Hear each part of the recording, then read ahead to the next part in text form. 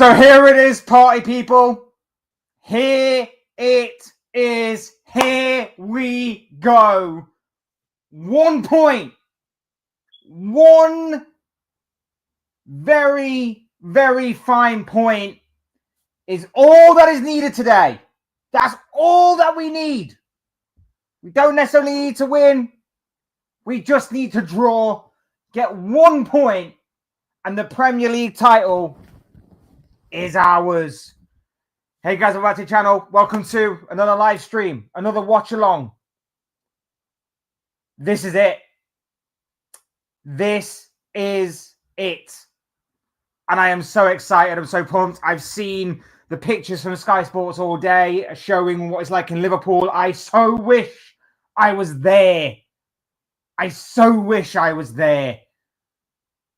But instead, I'm here doing a watch along, watching it along from back home, which is unfortunate, but it's going to still be a fantastic day.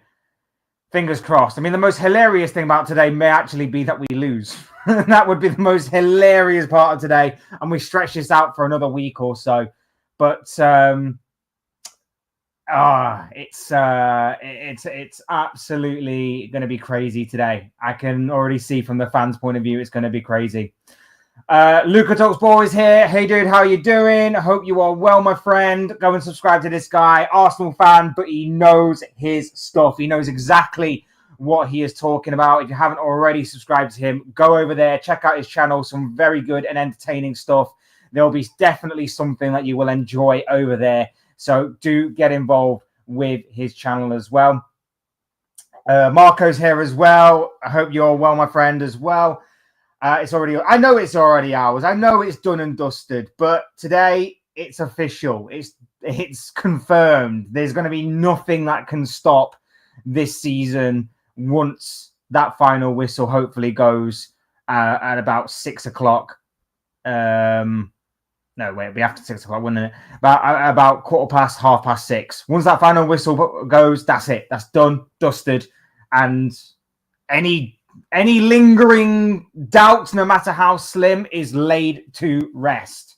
And we can officially confirm Liverpool as being the Premier League champions for this season.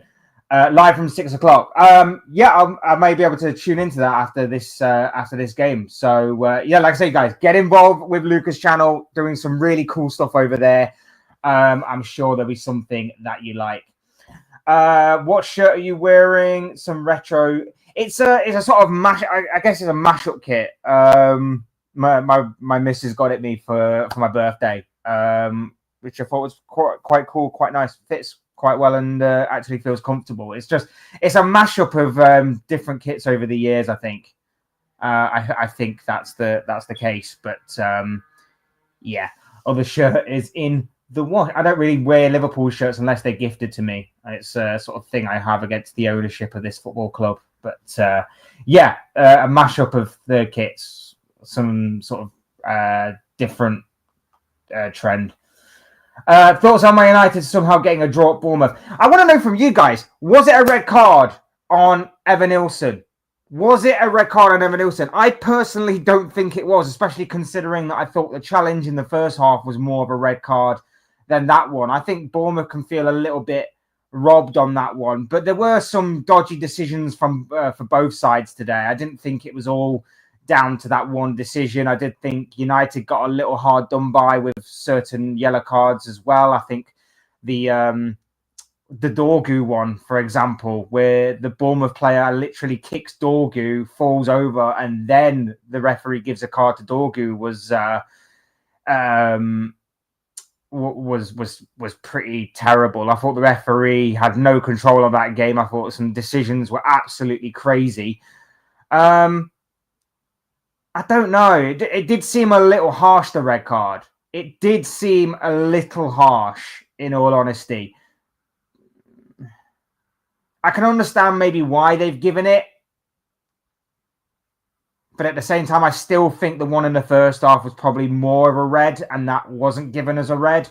So I think in that situation, you either have to give both of them as a red card, or or you give none of them. I don't think you can do one or the other in that instance. So I'm interested to know what you guys' take is on the Man United game earlier today.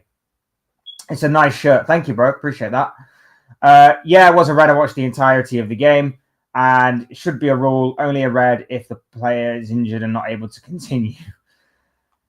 Look, I think it's going to very much divide opinion. I think a lot of people, it's going to be interesting to see whether a lot of people actually do jump on this bandwagon, considering that it was pretty much a nothing game. There's no jeopardy for both clubs. Probably does sting Bournemouth a little bit more, knowing that European football could have been on the cards for them this season had they not fallen off these past few weeks. But it's going to be interesting to see if anybody does jump on this and whether or not this does get the media attention that maybe it does deserve, in terms of obviously pointing out another game of refereeing incompetence. But yeah, we shall see. Which team is worse, Man United or Spurs? Who would you have winning a mid-off Europa League final? I mean, it's got to be Spurs winning it, right? I mean, I don't want United to win at all. So, I mean, I'd say Man United are worse this season because obviously there's a lot more expected of them, and there was a lot more expected of them at the beginning of the season going into the game. And of course, them being our rivals as well, I'd say that Spurs to win a mid-off Europa League final. Plus, my dad supports Spurs, so I always have a little bit of a soft spot for them in that score. But no, we're here to talk about Liverpool. We're here to talk about their game against Tottenham today, remembering that a point will take the Reds to being official Premier League champions of England. Premier League champions of England, Premier League champions of England, blah, blah, blah. You get what I mean. We're going to be Premier League champions today. Hopefully, fingers crossed. Don't want to drag this out for any longer than it really needs to. So hopefully we get the job done and dusted today. And when you look at the team news from both teams, it is understandable as to why that may be. When you look at this Liverpool side, you have got Alisson in goal with Alexander-Arnold, Konate, Van Dijk, Robertson in the back four. McAllister, Szoboszlai and Gravenberch in midfield, Salah, Gakpo and Diaz in the attacking third. A very predictable lineup from Liverpool. It was always going to be like that. I guess you could argue that maybe there was a case that maybe Jota could start instead of Diaz, or Gakpo is going to be the one to make way for Diaz on that left-hand side, but he has gone with a false number 9 of Diaz. And when you look at this Spurs side and you look at potentially how they're going to set up, high line, it is possible that we are going to look to try and just get in behind them as much as possible in this game, which is what we kind of try to do a lot. If we sit back and we neutralize them in certain areas, our counter-attacking unit can be extremely dangerous. We saw that already earlier on in the campaign. And then when you look at the Spurs side, they have Vicario, Spence at right back, Danzo, Davis and Udogie making up the rest of the back four, with Bergvall, Gray and Maddison in the middle, Johnson on the right, Tell on the left and Solanke up front. So a much more rotated side from Spurs, which I guess was somewhat to be expected, considering that they are putting all their eggs in the Europa League basket. There is no jeopardy for Spurs here. They're not going to go down at all. They're not going to challenge for any sort of European football this season. So they are putting all their eggs in that Europa League basket. There's a lot of rotation there. You know, the likes of Romero and Van der Ven are on the bench. So it does pose a very good intent for Liverpool that they're seeing this squad and they're going, you know what? It's a weakened Tottenham side. We can really go for the kill here, put on a show and really get the party going at Anfield today. The midfield is going to be interesting because they've got some youth in there. We know how good Archie Gray is. We know how good Lucas Bergvall is. But it's all going to be about the experience of McAllister, Gravenberch and Szoboszlai really controlling that midfield. Neutralizing Tottenham whenever they try to go forward, and of course springing the counter-attack in transition, moving the ball quickly to try and find maybe Gakpo over the top, to maybe try and find Mo Salah so that his creativity can sparkle, and of course Luis Diaz, whether he's going to drop deep or whether he's going to spring forward and try and beat the offside trap of Spurs. That's going to be very interesting to note as well. Thoughts on Darwin Núñez throwing shade on X and deleting tweets shortly after? Yeah, I mean, if he wasn't gone already, he definitely is now. I've been saying all season that I think he's gone in the summer. I think we were stupid to actually turn down the offers from Saudi that we received in January. But he's going. I think we all now know he's going. It's unfortunate it didn't work out. It's unfortunate that nothing properly came about of this.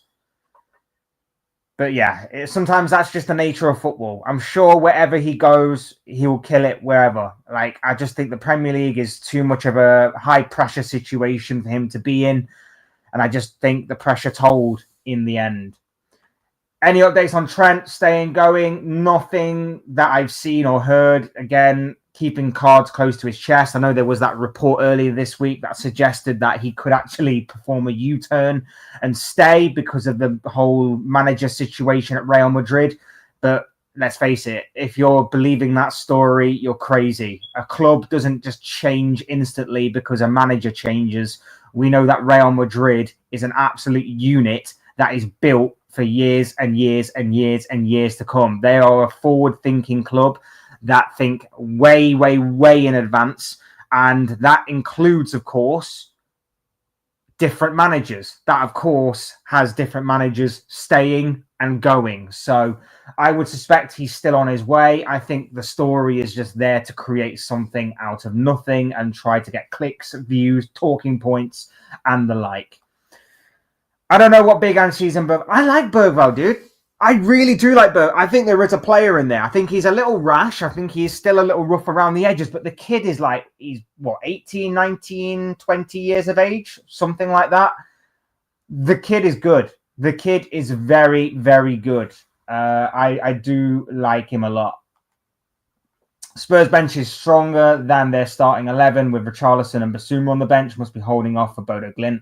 Yeah, absolutely. Like I say, I think they are putting all their eggs in the Europa League basket. I think they are going to rotate as the game goes on, just to keep some momentum and just to keep the legs going in those players. So I completely agree with you. Is Liverpool deliberately keeping him on 49 games? How much did he have to pay? It's something like 5 million, isn't it? It's something like 5 million if he does play one more game. I would suspect we do see him again before the season's up, especially considering that if we wrap up the league today, then that's 4 games in which they are absolute dead rubbers. We can just rotate. We can enjoy the final few days of this Premier League season before, of course, we lift the trophy at Anfield on the final day against Crystal Palace. So I'm going to say he plays, but again, it won't mean anything. So the pressure is completely off. I think Trent is staying, same as Van Dijk and Salah. I mean, I somewhat hope you're right, bro. I somewhat hope you're right, but I don't personally see it, to be honest with you. Did you watch the Copa del Rey final yesterday? I did. I say I did. I watched the second half of it. Incredible game. Absolutely incredible. I should watch more La Liga, and I think starting next season I will watch more La Liga. I catch the odd game here and there, but yeah, I don't watch it as much as I should, to be honest. And you had all of the story as well about Real Madrid not wanting to play. It's an absolute soap opera over there, isn't it? It's an absolute soap opera over there. But yeah, very entertaining nonetheless. And again, I should probably get more into La Liga than I am right now. I'm more of a casual, in all honesty. Minutes away from kickoff here. Crowd in shot. Players in the tunnel. I should also point out as well, going on at the same time as this simultaneously, of course, is the FA Cup semi-final that is being played between Manchester City and Nottingham Forest at Wembley. I also do have that on my screen as well. So I will be casting my eye over that. I'll be mainly focused on the Premier League, though. So if I do miss anything on the FA Cup, I do apologise, but I do have that, and I'd be casting my eye over it every so often. Inter Milan is falling apart. They're my pick to win the Champions League, or at least they were my pick to win the Champions League. I hope they pick it up soon, or I hope they're saving their best performances for the Champions League. But yeah, it's scary. It's scary how much they've fallen off, and the performances have definitely dipped. Villa losing at Wembley with all their fans 3-0 to Palace is a disgrace, and they should reimburse them. Absolutely. Like, I was not expecting Palace to win at all. And if they were to win, I was not expecting them to win as comfortably as what they did. Fair play to Oliver Glasner, fair play to Crystal Palace. They were absolutely immense yesterday, and they deserve all the plaudits, and they deserve to be going through to that final of the FA Cup 100%. But at the same time, Villa were absolutely shocking. They were a shambles. I think there has to be a slight question over Unai Emery. I know he's done brilliantly for Villa. I know he's done brilliantly for Villa. Like, his standings in the league, the way they battled through to the quarterfinals of this year's Champions League, the way they almost pulled off a shock against PSG in that same round. I get it, but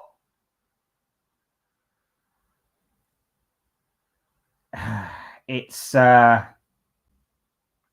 think there might have to be a bit of a question asked about Unai Emery, especially when it comes to this country and cups.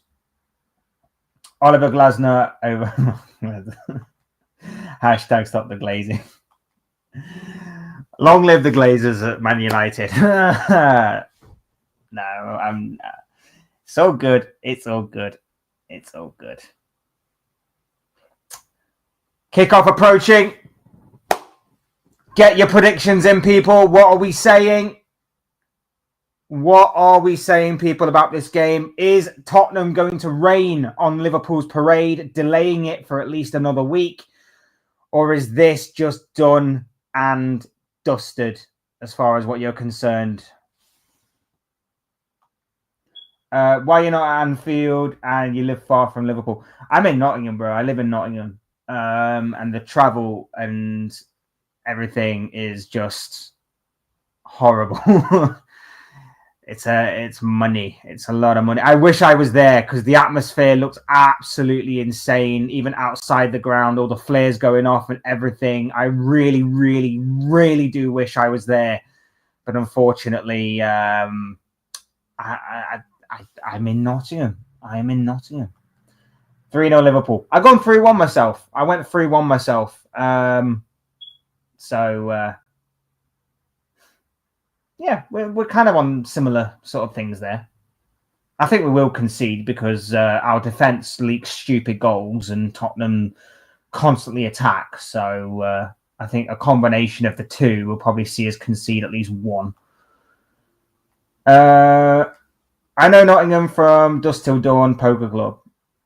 Like I say, that's why I've got a soft spot for Nottingham Forest today, and that's why I've got that on in the background as well today. So I'm hoping that it's going to be a good day for both Forest and for Liverpool, to be honest. Is Robin Hood from Nottingham? Are they statues or vibes around that in town? Yeah. He's from Nottingham. The legend, I guess you could say. The legend of Robin Hood. And Sherwood Forest and all of that stuff. And there are, I know there's definitely one, but there probably is going to be more than one statue around the city. I can't even remember one off the top of my head, to be fair. Sure there's more. Here we go. We're underway, people. 90 minutes. Hopefully it's going to be an absolute party of a 90 minutes. Hopefully this is going to be a good standard of football that we're going to see. A controlled performance, but with a dash of flair, skill, and of course, overall, a victory. to just put a neat little bow on this. Yes, a point will be great. A point will do. But you know what? You want to sign off with a flourish. And hopefully we flourish that with a big, big, big win. A convincing win, a good performance, controlled. And fingers crossed, it's going to be the 3 points that we need.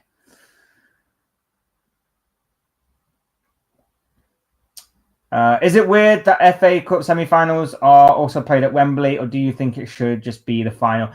It loses its magic. When you have the final hosted at the kind of final destination for your cup run, it loses the magic and momentum. It needs to go back to how it was years and years ago. If you want to play a semi-final at a neutral ground, find a neutral ground. Like, you could have played Man City versus Nottingham Forest today at another neutral ground. You could have gone to Villa Park. That's where they used to be held back in the day. You could have held it at Goodison Park. You could have held it anywhere else. You could have hosted the Aston Villa game yesterday at a different venue, at Old Trafford, for example. I know it might be a pain for the fans, but most of them have to travel anyway to London. Palace obviously don't have to travel as far, but, you know, other teams have to as well. As Salah goes close with a drive just over the bar. Good movement there between him and Szoboszlai. Lovely little 1-2. Lovely little tee up from him. And Salah with an early sighter in this game, left-footed, curling over the bar. But close to opening the scoreline for Liverpool there. Hopefully Salah gets a couple of assists today as well. I know obviously he needs a couple of goals because his scoring drought has actually... the goals have slightly dried up a little bit for Mo Salah. But hopefully as well, we get a couple of assists today and hopefully goes closer to breaking that record set by the likes of Kevin De Bruyne and, of course, Thierry Henry. So fingers crossed that is going to occur. But yeah, and answer your question, I hate the fact that the finals played at Wembley. The semi-finals are played at Wembley. It shouldn't be like that. It should not be like that at all. Bear with me 1 second here.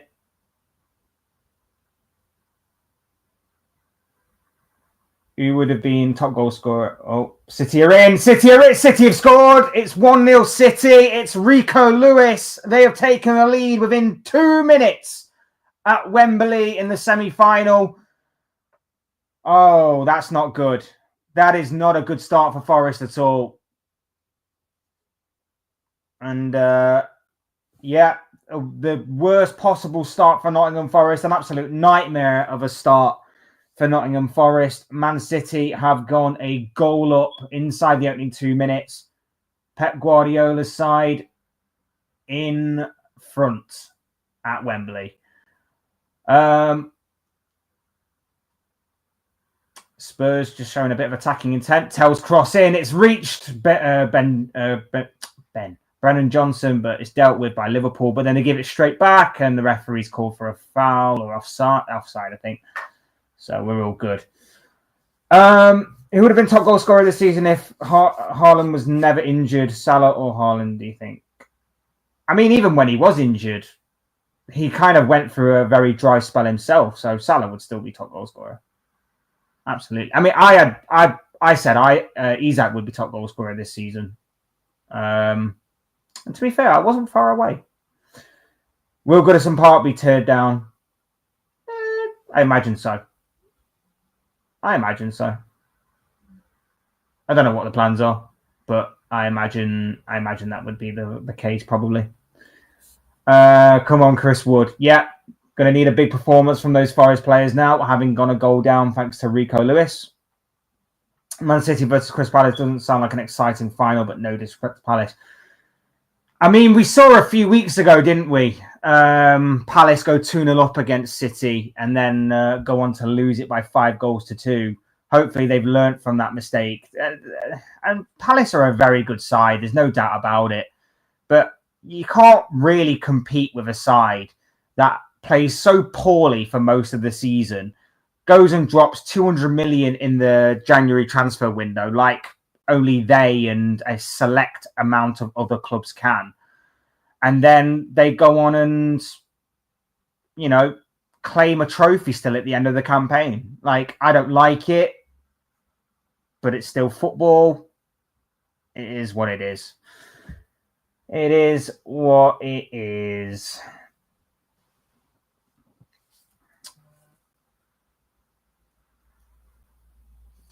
Six minutes gone here. Still 0-0 between Liverpool and Tottenham.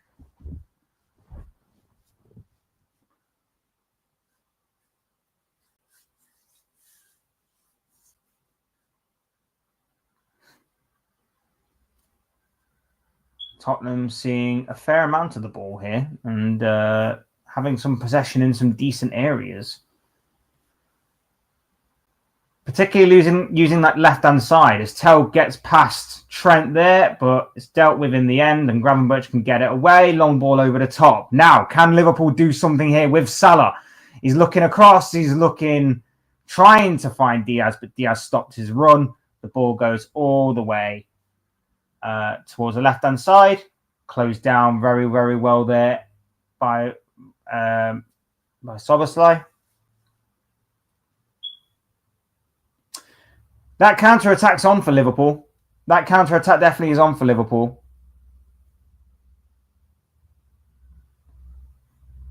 Tottenham seemingly trying to use their left-hand side whenever they come forward, but the counter-attack is on. One long ball over the top, like I say, and we're looking to exploit the space that Spurs leave in behind. It's going to be a very interesting battle, that one, especially between Trent and Tell. Forest have on paper the easiest remaining fixtures. They should be able to squeeze in the top five. It's going to be interesting, that battle of top five. I'm going to do a video on it this week because Chelsea winning yesterday obviously was massive for them. City have obviously come to form in recent weeks. Newcastle have come to form in recent weeks. Villa, with the exception of the City result, have been one of the most informed teams in the league. So it's going to be interesting to see who wins that top 4/top 5 race. Tell is so overrated, agree or not? I think he is. There's definitely something to him, but I'm not sure what. I didn't really see him a lot at Bayern Munich, admittedly. As a long ball goes in, Gakpo saved by the goalkeeper. He might have been offside anyway, or he might have gone for a corner.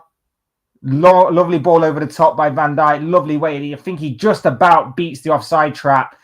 First touch, not the greatest, but he makes up for it. Gets a shot away, and Liverpool do have a corner. Not that we really score from these as much as we should, but still going to be interesting to see what does take place from this. Yeah, I agree to an extent. I think he is somewhat overrated, but there is some sort of player in there, but I just don't necessarily think it's at the level that most of these big clubs may need right now. McAllister with the ball in, punched away by Vicario, comes out to Szoboszlai, miss kick, still in there, overhead kick by Gakpo, and it just flashes wide, but an improvised effort from the Dutchman there, and it just goes wide of the target. It's a miss kick from Szoboszlai, a little bit of keepy-uppy from Gakpo, a lovely acrobatic effort, and it's just wide of the target. Liverpool going close on a couple of occasions early on in this game. Could Big Ange keep his job if he wins the Europa League, or is finishing 16th or something in the league simply too damning? It's not even just finishing 16th. It's going to be the amount of losses. 18 losses so far in the Premier League. Could be 19 today if Liverpool have their way. It's brilliantly ironic, isn't it, that Spurs' best season in terms of winning silverware. Could also see them have their worst season, or their worst. It's definitely going to be their worst season in the Premier League. It's wonderfully Spursy in that aspect. I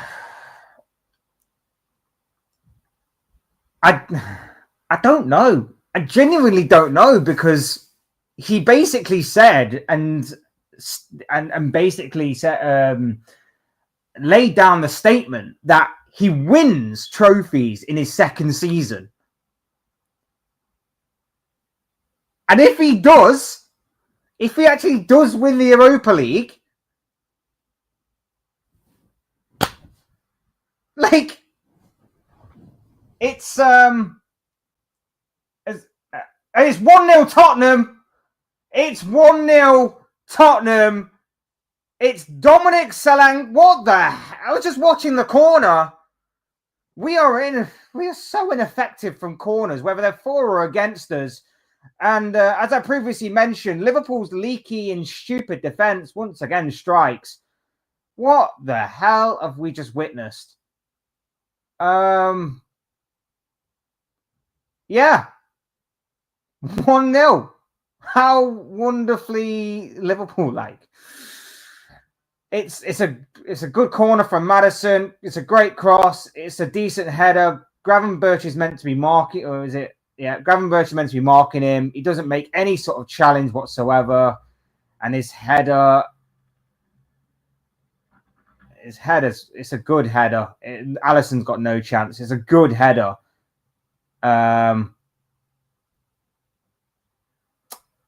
It's the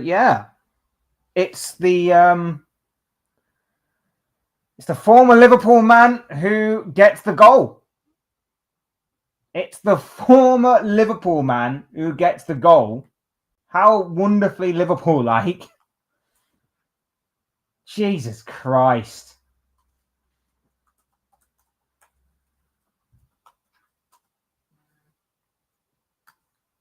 That is so bad. That is so bad.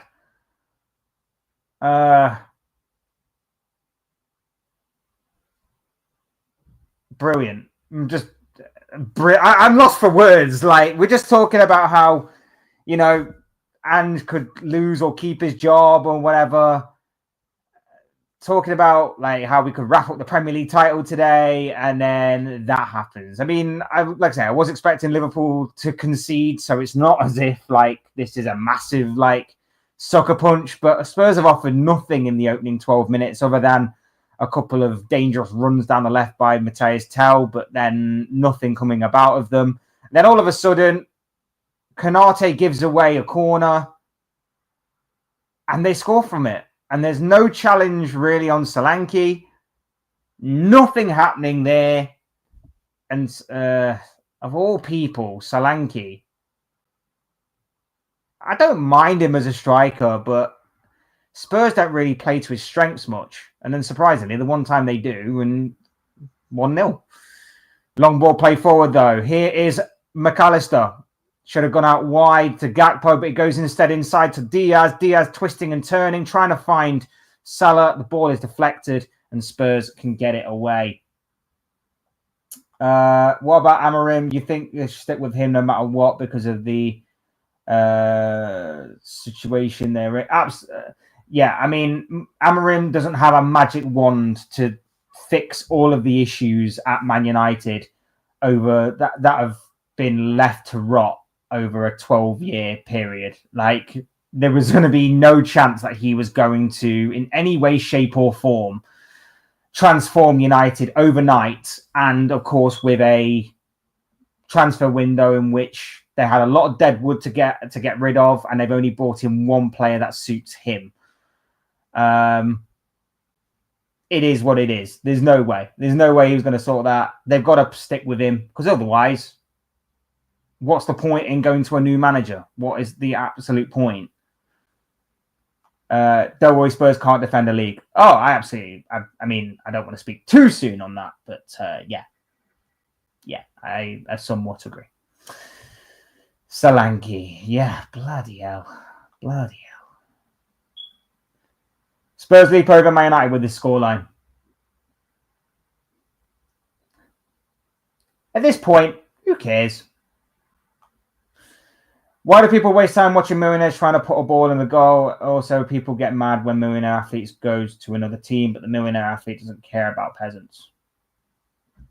It's an interesting comment. So Salah plays through Szoboszlai. Is in. It's 1-1, is it? The celebration is subdued. It is going to be ruled out for offside. Luis Diaz seemingly puts the ball into the back of the net. It might have come off the Tottenham player. I'm not 100% sure, but I don't think it matters anyway because I think the ref is giving offside against Szoboszlai. Salah cuts inside. Lovely ball. I think he's on. He's on, you know. I'm going to say it now. I think he's on. I think he's on. It's ball played through to Szoboszlai. Szoboszlai across the face of goal to Diaz, and Diaz sweeps it home. It's going to be interesting, this one. Semi-automated offside and everything coming into play. I'll get back to your comment in a moment, RS, but welcome along to the stream, by the way. You've joined at a perfect time, I think, because I think this is going to be given. Typically, it's Diaz again. Typically, it's Diaz against Spurs again with another controversial moment for offside. I know it's not actually Diaz they're judging for offside. I think it's Szoboszlai, but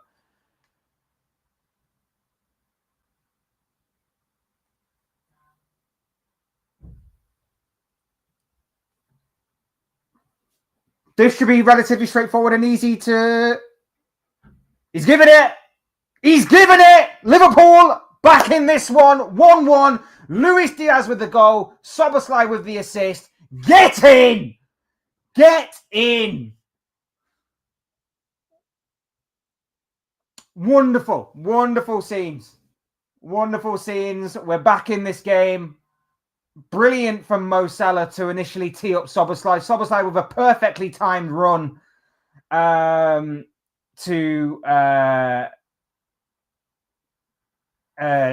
obviously reach as the semi-automated VAR is actually put onto the screen. I think this is the first time. This is the first time I've seen it. Yeah, his arm, his leg, both playing him onside. Lovely ball from Salah. Lovely run by Szoboszlai. And this is what Szoboszlai needs to do more of. Szoboszlai needs to get more in the final third. And when he's in that final third, he needs to make the right decision. And when, of course, this time he's there, he makes the right decision, plays it across goal, and Diaz is there to just sweep the ball into an empty net. It's brilliantly timed by Szoboszlai, brilliantly timed by Diaz, brilliantly weighted pass by Salah initially to make the assist before the assist, shall we say? And Liverpool are back in this game. Yeah, I mean, if you don't like football, bro, you don't like football. But I have to question why you here. I agree with the loyalty side of things. I agree that we expect loyalty out of players, but we won't get loyalty out of players that we don't like. So I somewhat agree with you on that. But at the same time, bro, I don't understand why you're here if you're not bothered about millionaires trying to kick a ball into a goal, as you so put it. It's a bit of a strange comment. What even is semi-automated offside? It's basically offside that is done by a robot rather than these absolute clowns that take forever to decide if a toenail is playing someone onside or not. So it's done, therefore, hopefully quicker and easier than what we think as Liverpool are in again. It's 2-1. It's been flagged again. We'll see again, but it was literally carbon copy pretty much of the Diaz goal. We'll see again whether this one is going to count this time. I don't think it will. No, it shouldn't count. Salah is offside when the ball is initially played to him.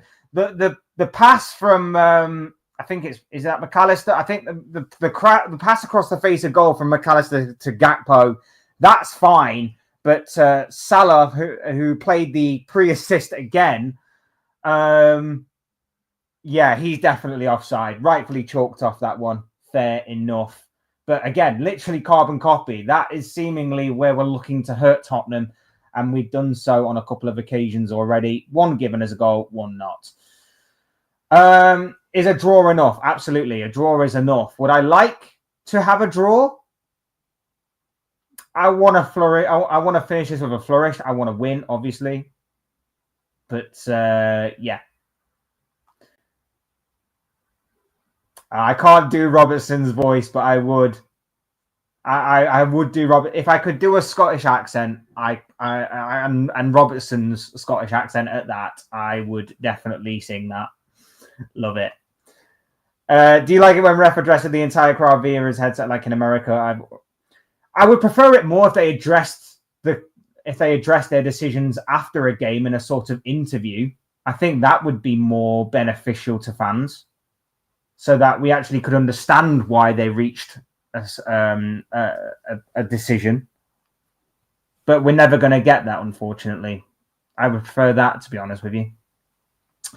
But what is often missed and not shown on offside replay is the movement the passer released the ball, which is a sweeping motion. So it's always important not to only show the person offside. Yeah, there are a few factors that need to go into, like, what was the last frame of that? But yeah, there are a few things. But hopefully now that this has come into play, other leagues are using it, of course. Other leagues are using this. So that just shows you how far behind the Premier League is a little bit in certain aspects. Champions League obviously uses it. I don't understand what's taken us so long, but it is what it is. So Spurs are right now. Spurs are the gift that keeps on giving, to be honest with you. Does the ball really have a sensor inside it for a semi-automated? I think so. I think it does. I'm not quite sure how the technology is worked and all set up. But I believe it does, and I believe it also does for, maybe it also works for the goal line technology as well. I think it has to for the refs watch to go. I think it does.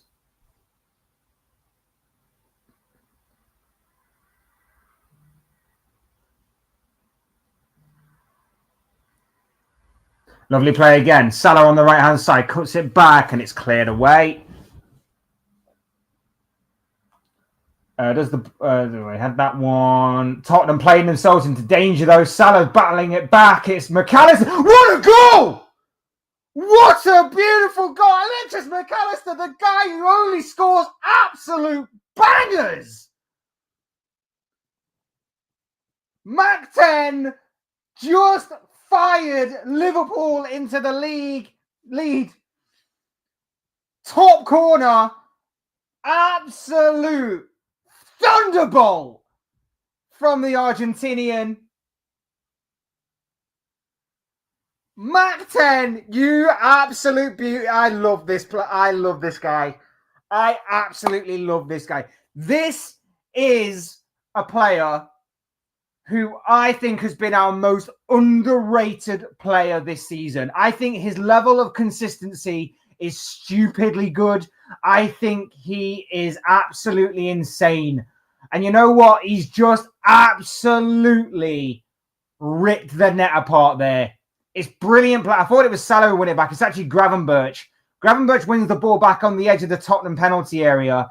And the ball just kindly falls to McAllister. One touch, bang, left foot, top corner at the near post.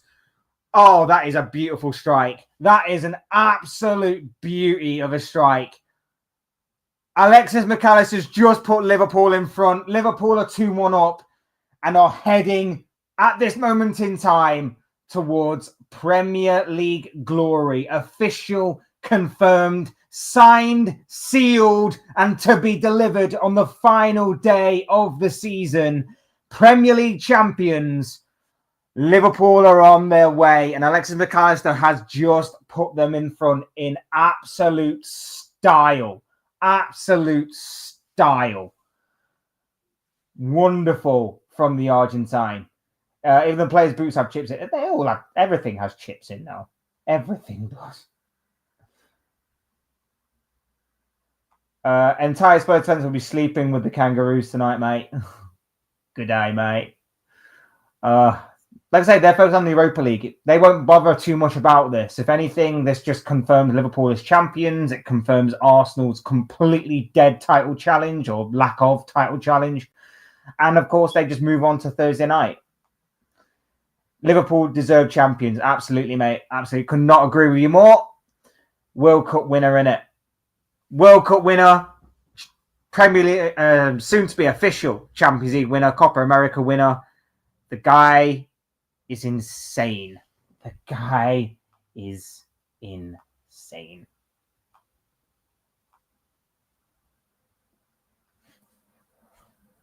Oh, Alexis McAllister, you little beauty. Alexis McAllister, you absolute beauty. I genuinely think he has been our most underrated player this season. I really like Van Dijk's going to take all the plaudits for his absolutely impeccable and his imperious defensive work. There's no doubt about it. Alisson Becker, when he's been fit, has been superb. Kelleher has been a fantastic stand-in for whenever Alisson hasn't been there. As Solanke goes close again with another head. We need to sort out set pieces, man. Trent this time marking him, gets the header in, and Alisson has to just tip it over his own bar. So, yeah. Need to sort out from defensive set pieces, man. But Kelleher, fantastic to be a stand-in. Like I say, Van Dijk, imperious. I look at Gravenberch and I think, what an improvement that player has made, especially given the position that we put him in this season, not necessarily being the position that we bought him for. He has been ridiculously good for the majority of this season. Szoboszlai's turned up in moments. Salah has been absolutely phenomenal and has spearheaded this whole Liverpool thing and has dragged us through at times and dragged other players through at times. He has been insane. He has been on another planet, another level this season. Gakpo's turned up in moments. Diaz has turned up in moments. But I tell you what, the most consistent player for me outside of Salah and Van Dijk has been Alexis McAllister. And he doesn't get the plaudits he deserves. Not even from like rival fans, which you kind of expect. Like they may not see him week in, week out, may not really understand what he does. But from even sometimes Liverpool players themselves, Liverpool fans themselves, I don't think he gets the right amount of credit and praise that he deserves. He is, I can't tell you how lucky we are to have that man. How lucky we are to have that man as Szoboszlai wins a free kick for Liverpool in a dangerous position. Trent Alexander-Arnold territory, maybe? That would be the icing on the cake, wouldn't it? But yeah, I am full of praise and I am running out of superlatives for Alexis McAllister. McAllister's actually got the ball in his hands right now. I was thinking maybe this could be Trent, but I'll tell you what, if you're in this kind of form already, Mac 10, go for it again, my brother. Go for it again. Are Forest playing any good right now? I can't watch. I'm not gonna lie to you, bro. I've not. It's been on in the background. Every time I've looked down to see it, it's City are in Forest's half. City are in Forest. City are in again. Down the right hand side, cross goes in, and it's dealt with by the Forest defender. But yeah, every time that I see the City game, as it went for it. They went for it. It went over the bar. the free kick from Liverpool. Trent with the effort on goal. But yeah, every time I see the game, it's City on the attack. Don't think Forest have really laid a glove on them yet. I could be wrong. I might have missed it in obviously celebrating the Liverpool goals and then being annoyed at the goal that we conceded. But yeah, it's still 1-0 to City. It's still in City's hands. So we shall see if Forest can obviously reply.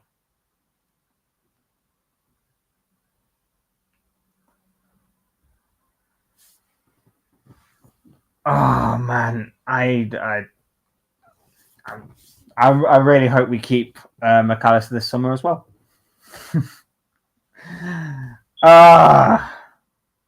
He's just so damn good.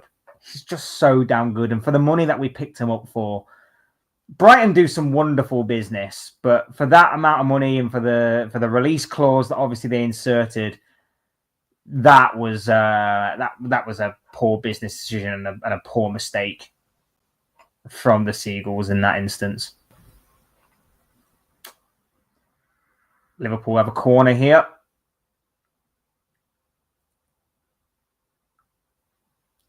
That's something we need to do in the summer as well. We need to really get like a set piece coach or something. For the amount of set pieces that we have and we don't score for, I imagine we're one of the worst in the league for when you compare the amount of set pieces to the amount we've converted. It's a part of our game that I constantly say we need to improve upon because the amount that we have is ridiculous. Some games will finish with like 10, 11, 12 corners, and yet we'll do nothing with them.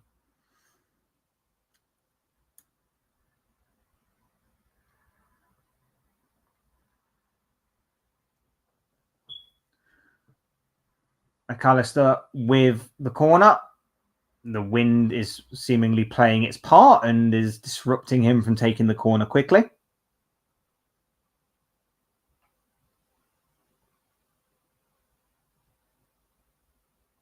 The ball has just moved again.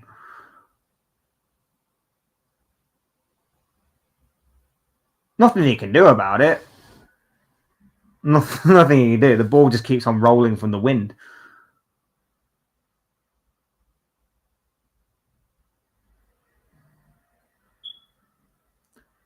McAllister's delivery cleared away, only as far as Cody Gakpo. Gakpo with a strike. It's 3-1!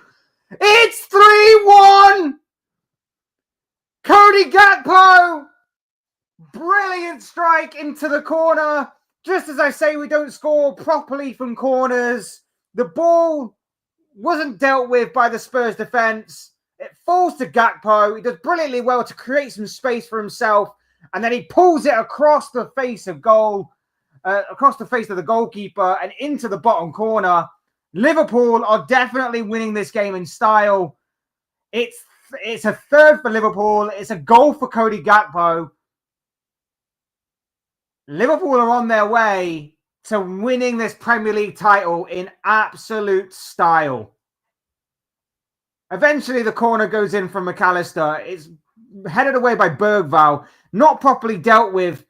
And I can't see who that is marking. Who was meant to be marking Gakpo there? I think it's Archie Gray. I think that's Archie Gray. Just doesn't get anything on it. He tries to. He's stretching to get the ball away. It might be Brennan Johnson. I can't tell. I can't tell which one that is. Anyway, the Spurs player can't get the ball away. Can't add on to Bergvall. And as Forest go close there. Forest go close to equalising. Spring on the counter attack, and it's well defended in the end from Man City. But yeah. Brilliant play by Gakpo, wins the ball back, creates some space for himself, and then a brilliant strike into the corner. And Liverpool are 3-1 up and absolutely cruising. Absolutely cruising.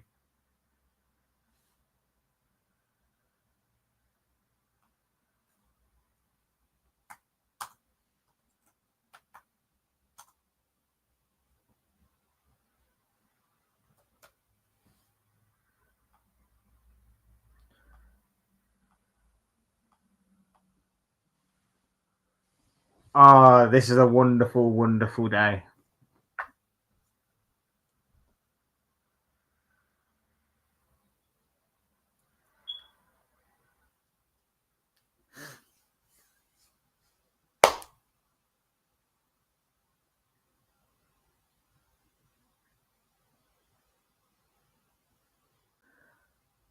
Ben Davies goes to the ground on the Sober Slice challenge. Just gonna quickly, I put a bet on. I'm just gonna quickly check what I did because I can't remember.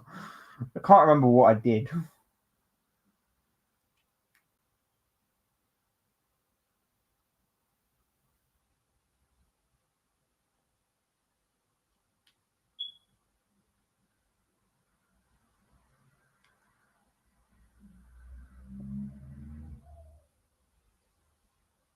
Oh no, I'm nowhere. I'm nowhere near it.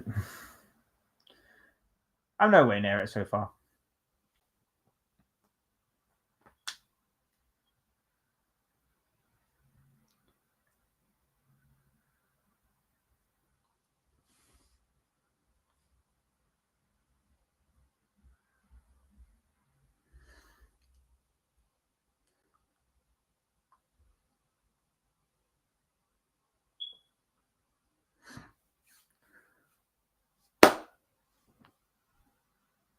Today is a historic day, ladies and gentlemen. Historic, historic day.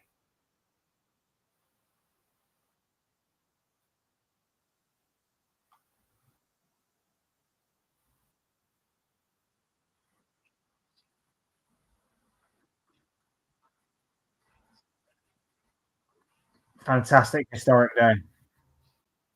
Historic for a number of reasons. Title, Man United no longer being able to actually sing 20 times United without wonderful.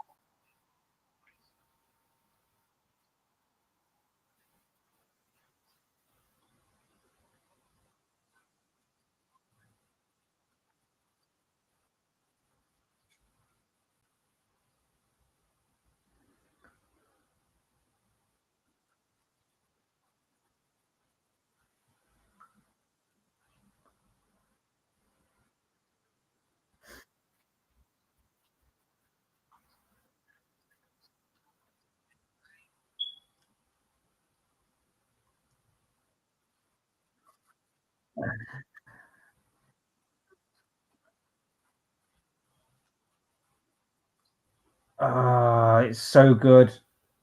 It's so good. It's easy. It's chill. It's easy. It's lovely turn away from to midfielder there by McAllister. Like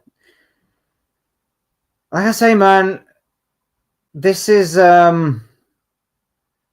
this is great. This is great to watch. We're playing really, really good stuff, and I know it's obviously against the Spurs side, and people say it's a rotated Spurs side and everything. Soberslide tees up Trent. He has a strike. It's blocked by Davis. Everyone's having to go now. Lovely recovery by McAllister. Jed Spence. Looked like a foul on McAllister there, but it didn't seem like the referee was interested in giving a foul, much to the annoyance and frustration of Arnie Slot. I mean, how's that not a foul? How is that? He's literally climbing all over him, got his arms around him to try and obstruct him and bring him down. And yet Gakpo's the one who gets yellow card. Okay, Gakpo's got yellow card. Don't know why. Don't know why. Crazy. Absolutely crazy to me.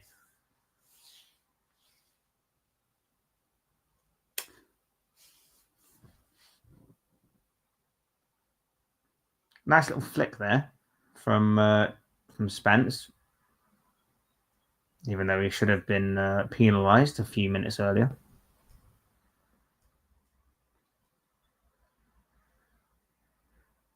Liverpool to come again, though. No, Spurs do very well to get the ball, but they've only given it away again, and it's away. And Tell now. Could Spurs maybe strike back here? Tell on the ball. Trent does well to get back and defend. It stops him only momentarily. Still with Maddison who crossed the ball in. Robertson away. Gakpo to properly get it away and try and look for Salah, but the football just didn't quite click with the Egyptian king, and it goes through to the Spurs goalkeeper Vicario. Although now they're pulling it back for offside, I think. Very strange. Very strange. I mean, he is offside, but that happened like minutes ago.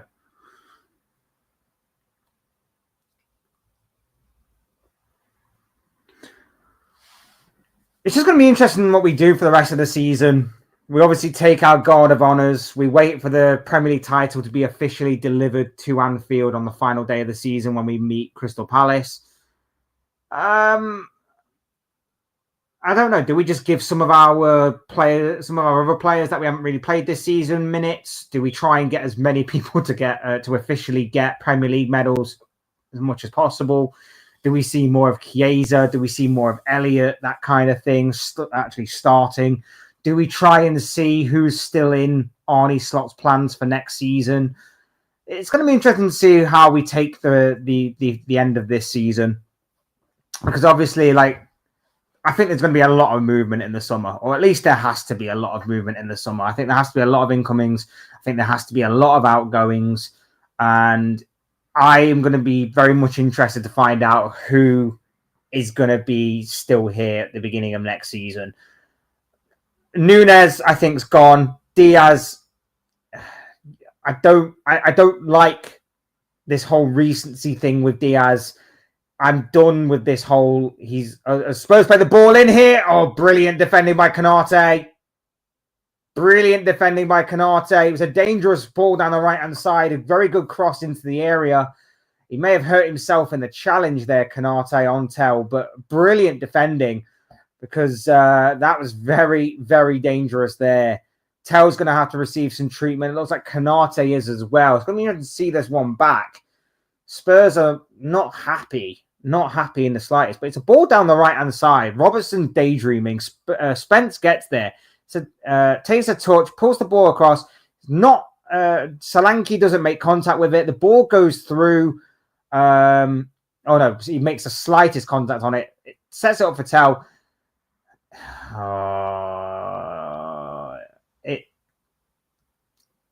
It's an interesting one because he does make contact with the ball, Konate, with his knee. But his foot sort of makes contact with Tell. I don't think anything is going to come of it, but I think maybe slightly fortunate there. Maybe slightly fortunate in that one. You can see from the other angle. But yeah, as I was saying before, I'm intrigued to know who's going to be here next season. I'm intrigued to know who's going to be in their plans. I think, like I say, I think Núñez is gone. Like I say, Diaz, I don't like the inconsistency. I think after a fair few years of being here, if you're still inconsistent now, you're not going to improve, in my personal opinion. So I'm just going to leave the Diaz one alone and just say he's also gone. As Robertson puts in a cross that's dealt with, and Udogie can get it away. I think Jota could potentially be on the chopping block as well. Harvey Elliott could be a maybe if Liverpool decide to cash in on him. I don't want them to, but it could be a possibility. I think both left backs need to go. I think Robertson's way past his use-by date. I think Tsimikas is just done, I think, in my personal opinion. I think there are a fair few that are going to be leaving this summer. Some of them may be tougher to take than others. There's still the Konate contract situation, which is going to be very interesting to see how that pans out and what Liverpool decide to do, depending on if we can make breakthrough in negotiations or not. I don't know, man. It's going to be interesting to see what business Liverpool do. I'm expecting us to be busy. Whether it's, like I say, incomings, outgoings. I'm very much intrigued by what could potentially happen with the Reds this summer. 4 minutes of injury time to be added on here. Liverpool 3, Tottenham 1. Dominic Solanke, former Liverpool player, of course, opened the scoring for Spurs in the opening quarter of an hour, but Liverpool quickly responded.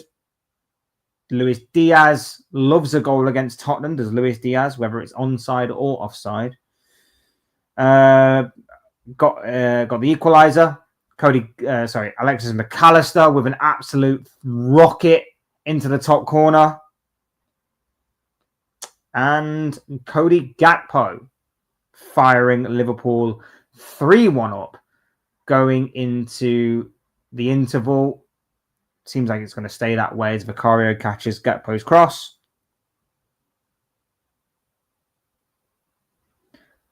Meanwhile, in the other game that we're sort of casting a bit of a more casual view on today, Nottingham Forest are 1-0 down against Manchester City. FA Cup semi-final, of course, playing at Wembley. Fingers crossed Forest can get back into the game. There's 1 minute of injury time to be played there. So far, so good for Pep Guardiola's side. Looks like they'll be going into half-time with 1 foot in the final, where, of course, they will meet Crystal Palace, who were 3-0 victors against Aston Villa yesterday. A game which I think surprised quite a few, in all honesty, not just by the result of Palace winning, but by the manner of the way in which Palace won the game. A resounding, confident, easy victory. Tell with a strike blocked by Van Dijk. Bergvall. Tottenham looking to at least get one back before half-time here. Bergvall's ball in, and it's over everybody and out of play for a goal kick. So far, so good for the Reds. It's been a relatively comfortable first half, apart from that one moment where Solanke opened the scoring. Apart from that, Spurs have barely laid a glove on Liverpool, in all honesty. They've been second best at everything. Liverpool toying with their opposition at times. Looking dangerous every time they go forward.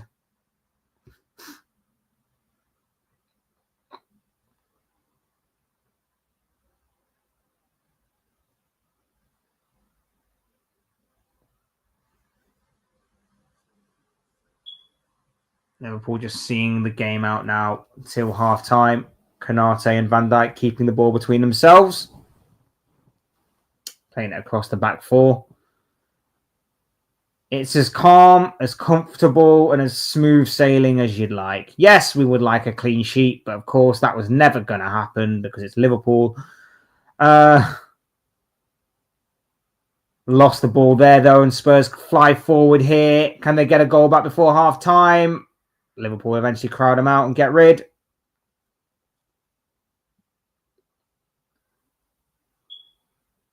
Jed Spence with the ball.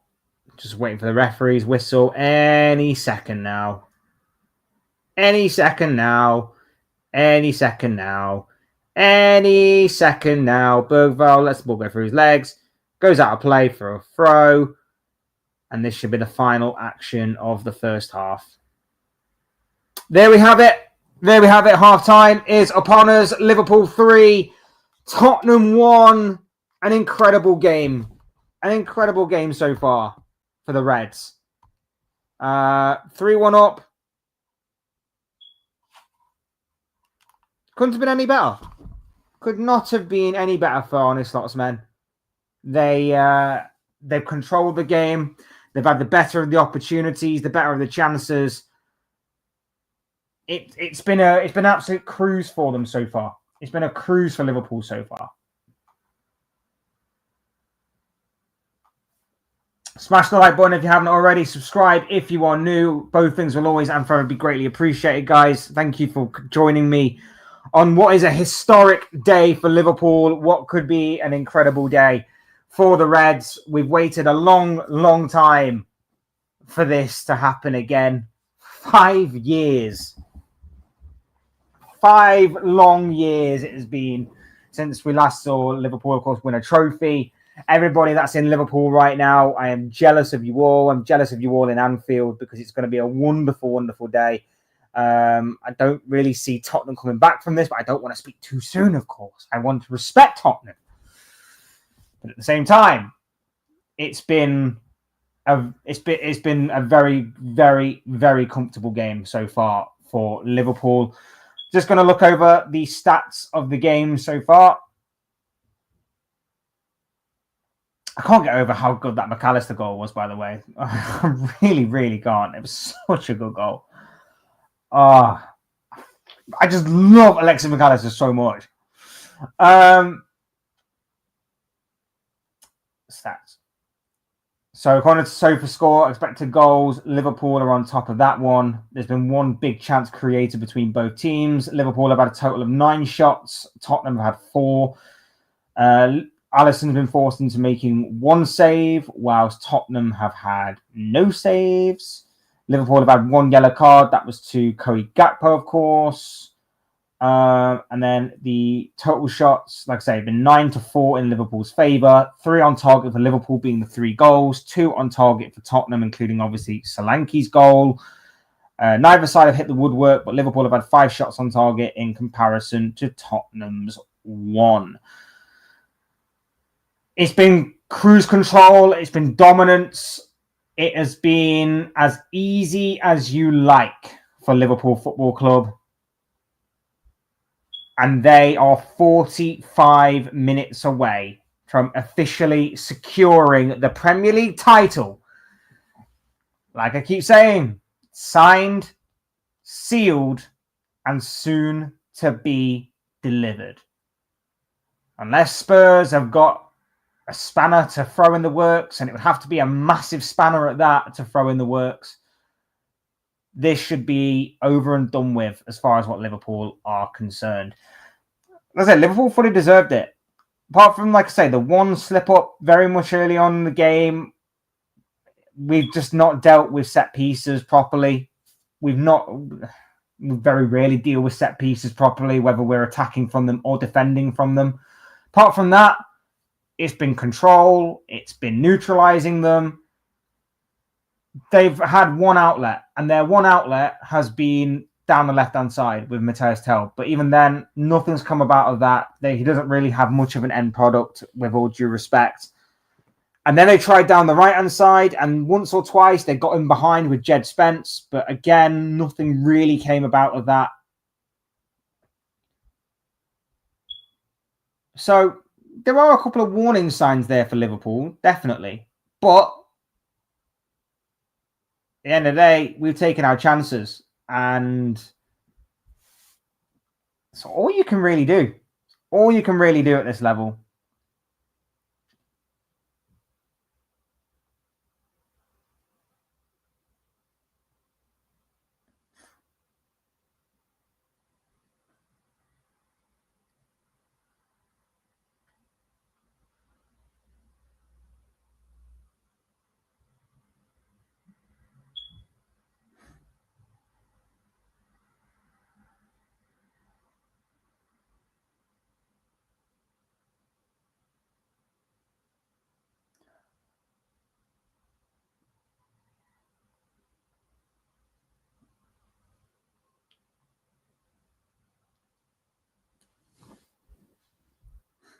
Who else is excited? Who else is excited by this? I imagine a lot of people, though, are probably watching more the FA Cup game today, which I understand why.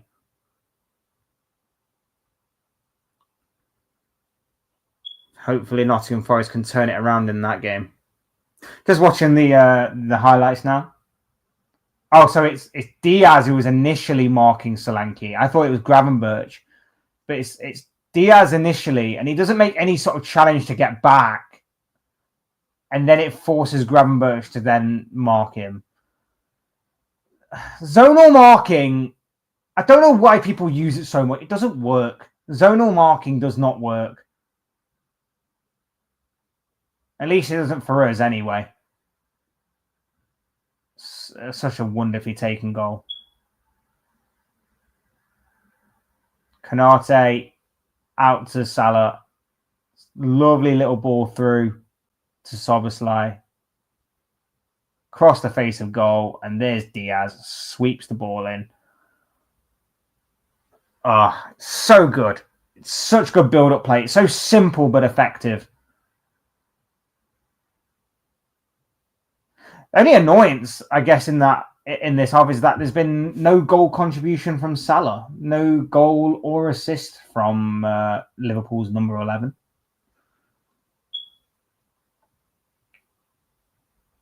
Second goal here. Tottenham just not dealing with the ball, playing their own way into trouble. Archie Gray loses it to Gravenberch. Good show of strength from Gravenberch. And then, what a hit. What a hit from McAllister. He's so good.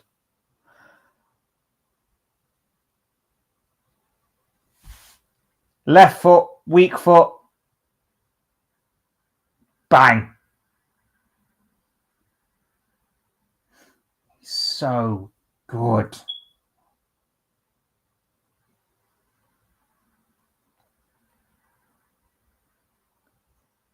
And then the third goal, corner, played out to Gakpo, makes some room, fires it into the back of the net. Lovely, well-taken goal from Gakpo. And again, I say the same about Szoboszlai that I say about him. He needs to do that more.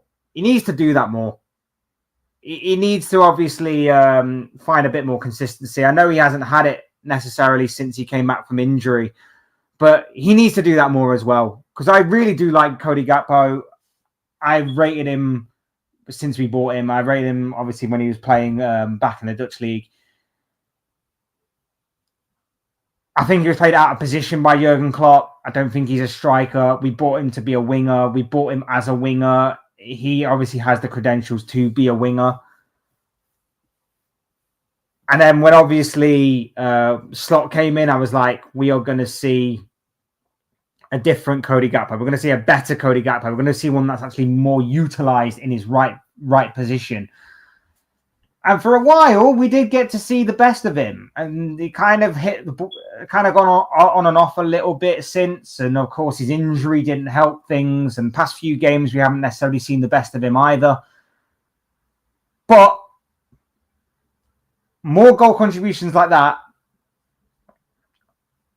and the improvement is there for all to see. Fingers crossed that continues.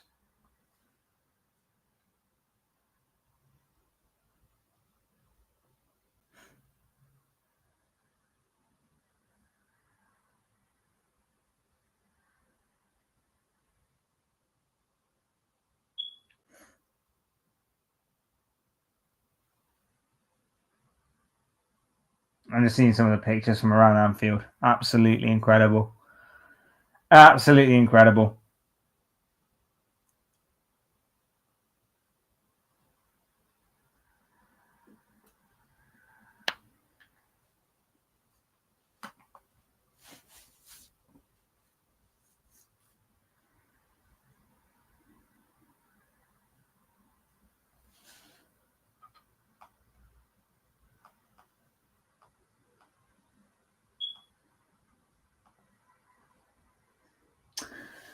Get involved with your thoughts, guys. Get involved with your thoughts on half time, whether it be about this game or whether it be about the FA Cup game. Get involved. We're talking Liverpool, we're talking Tottenham, we're talking all things football. Get involved with your questions. Get involved with anything that you have to say about the world of football. As the half-time interval drags on.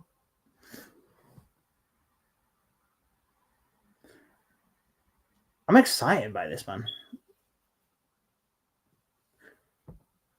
I'm interested to know what we're gonna do for the rest of the season. I'm interested to know what we're gonna do for the summer.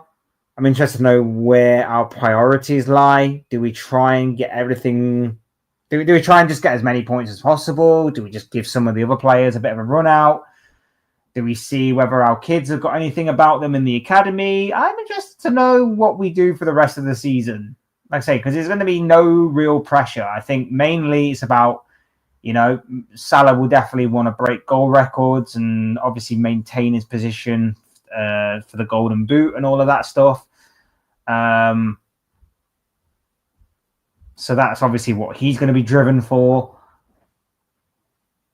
Other players probably fighting for their position in the team for future seasons and for obviously next year. It's going to be an interesting few weeks. And then even beyond those few weeks, it's going to be very interesting to see what is going to be taking place. What is going to be taking place going forward in the transfer window. So, yeah, I'm excited by this.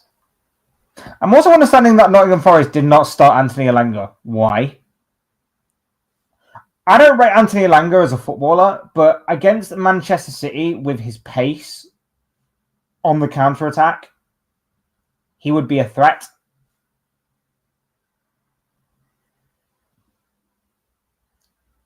He changed it up. He went. So obviously he's playing Toffolo at left back and he's playing Abbott at right back, which is understandable considering that both fullbacks were, of course, absent for one reason or another. He gives White in the midfield with Dominguez and Danilo and Elliot Anderson, and then Chris Wood and Hudson-Odoi. The fact he didn't play, started Elanga is strange to me. Very strange to me.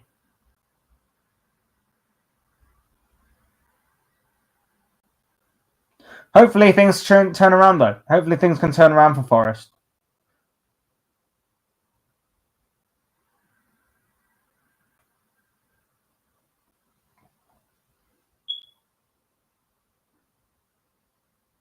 So unfortunate as well. Like, Neco Williams is obviously missing out due to being suspended.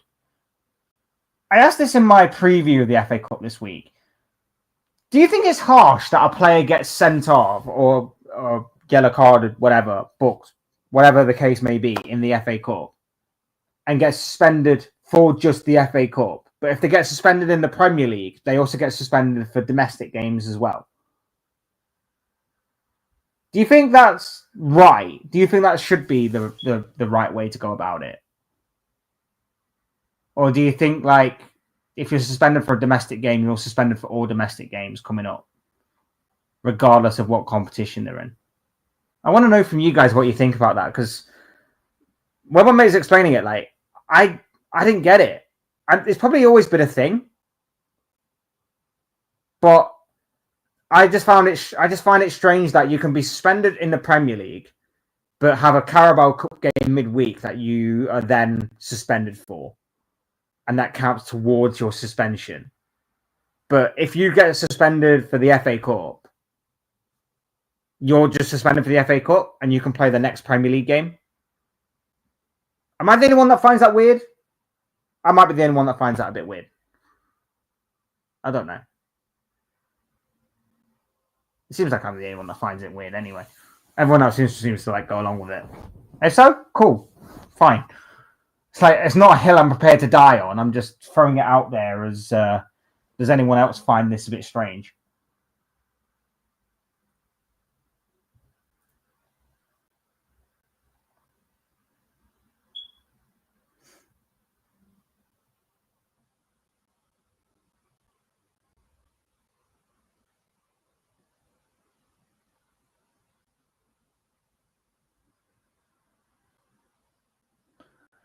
Players emerging from their dressing room.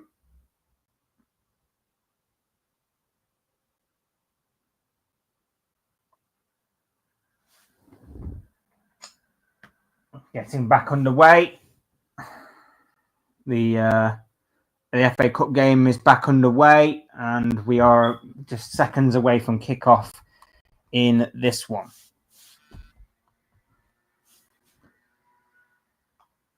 Spurs remontada.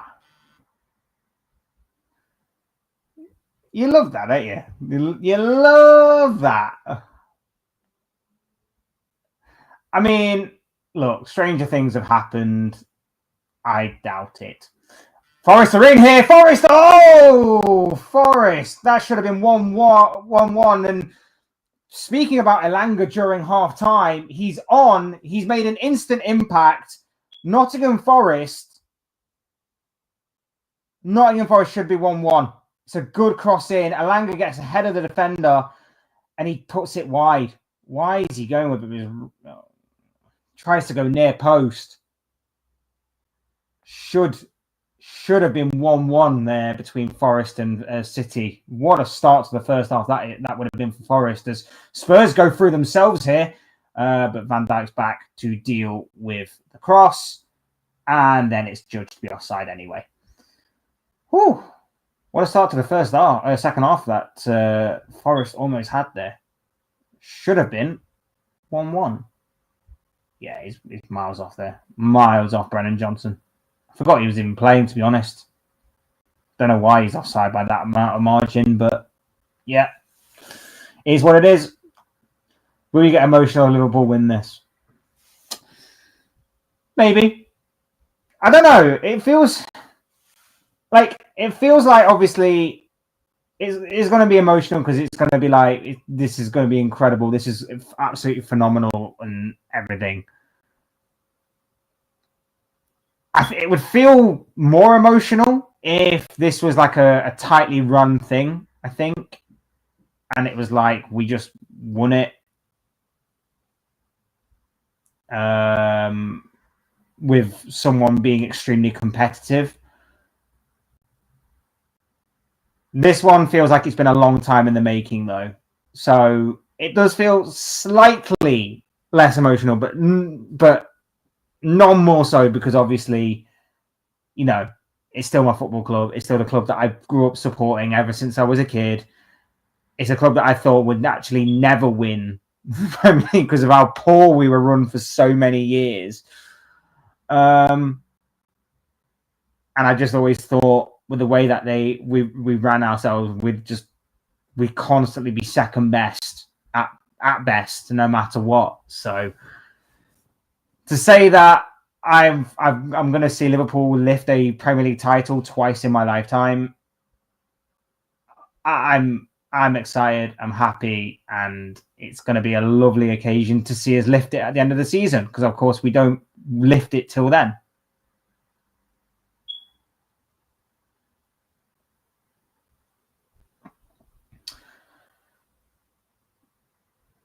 Liverpool venturing forward again here, but Gravenberch gives it to Robertson. His cross is blocked. Forest is still in this. Next goal is vital importance. Absolutely.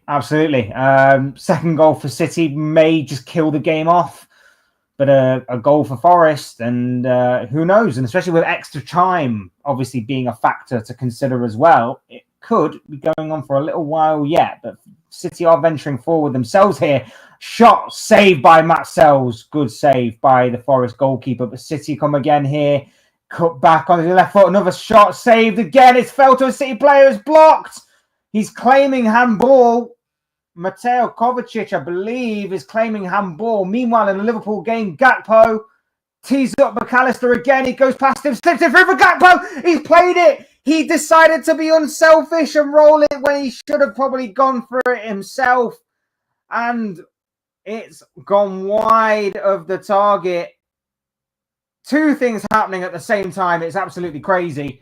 Lovely bit of play from Gakpo down left-hand side. Tees up with McAllister. McAllister takes a touch, takes it past the defender, plays back Gakpo, and rather than take the shot on himself, which I think he probably should have done, he tries to set up Mo Salah, but it's a poor pass to Salah, and it goes out of play, and it's a Tottenham ball. Meanwhile, City game, 2-0. 2-0. Game over. Unfortunately, I think that's game over. Gvardiol with the goal. It's 2-0 Manchester City from a corner. Oh dear. Oh dear, oh dear. I think Nuno's got it all wrong. Here's Soboslai. Here's Salah. Blocked and cleared. Yeah, Mamouche, I believe, with the corner. Is that Gvardiol? Yeah, Gvardiol's header into the back of the net. 2-1. Not necessarily in this now, bro, I'm afraid. How long have you been a Liverpool fan for? I think since I was about 4, 5 years old, 3, 4, 5 years old. The first player I remember seeing, my dad was watching football, and our first player I remember seeing was Michael Owen. I asked him who that guy was that was on the pitch, and he said it's Michael Owen. He plays for Liverpool. Ever since then, I love Liverpool. It hurt the day that Owen left, but I then moved on to Gerrard, who was, of course, then my childhood hero, icon, legend. Did not like Michael Owen when he left. Did not like him even more when he joined Manchester United. But yeah, been a Liverpool fan ever since that very, very young age. It might have been the cup final against Arsenal that I remember seeing. I can never remember the game properly, but it might have been the cup final against between Liverpool and Arsenal, the Michael Owen final, maybe. Interesting. Might have been a different game. I don't remember. All I remember is that it was Liverpool playing, and I remember Michael Owen scoring. And from there, my love for football took off. My love for Liverpool took off. And at the time, my love for Michael Owen as well also took off. Now, I don't care for him as much. Where do you think Anthony will be playing next season? Well, from the sounds of it, Real Betis, the guy's doing insane work. So probably Real Betis if they have their way. I'm not a Liverpool fan, but I bank a lot with Standard Chartered, so I have a soft spot for Liverpool as long as Standard Chartered are on the kit. It's weird that you like a brand over a club, but okay. That's cool. Forest needs to get one back quick. Oh, absolutely. Absolutely. It's so unfortunate. So unfortunate. Would love to see Forest get back into this one. And they had a very good opportunity with Elanga very early on in the second half. It wasn't to be. And now it seems that they are crashing out as McAllister delivers another corner. Konate is taken off him and dealt with, cleared away. Szoboszlai battling for it back, gives it back to McAllister. Now, what can he do here? McAllister goes for goal. Probably the wrong move. That's probably the one mistake he's made all game, Alexis McAllister. He's been absolutely insane. He's been absolutely insane, Alexis McAllister, and that's probably the one mistake he's made all game there in going for goal. But you know what? In the kind of form he's in, I don't necessarily blame him. Plus, it did take a deflection. It was a corner, but I don't think the refs gave it as a corner. Or has it? No, he actually has given it as a corner. So fair play to the ref for spotting it was a corner to Liverpool. McAllister is going to deliver this one as well. Ball swung in, and Vicario claims with ease. Vicario claims with pure ease.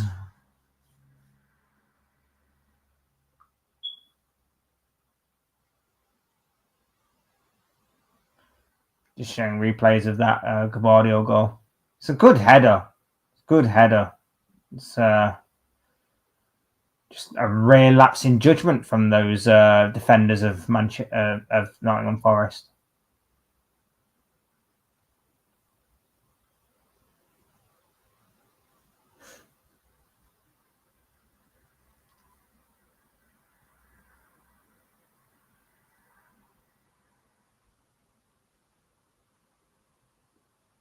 Poor kick out by Vicario. Let's in Salah. Oh, we're trying to score the perfect goal. Rather than just shoot, we're trying to score the perfect goal again. It's a poor pass out from Vicario, and it's just picked up. I think by Gravenberch it was. He played it just straight to Salah, teed up Szoboszlai, and then tried to tee up Gravenberch again. Like, just put your foot through it.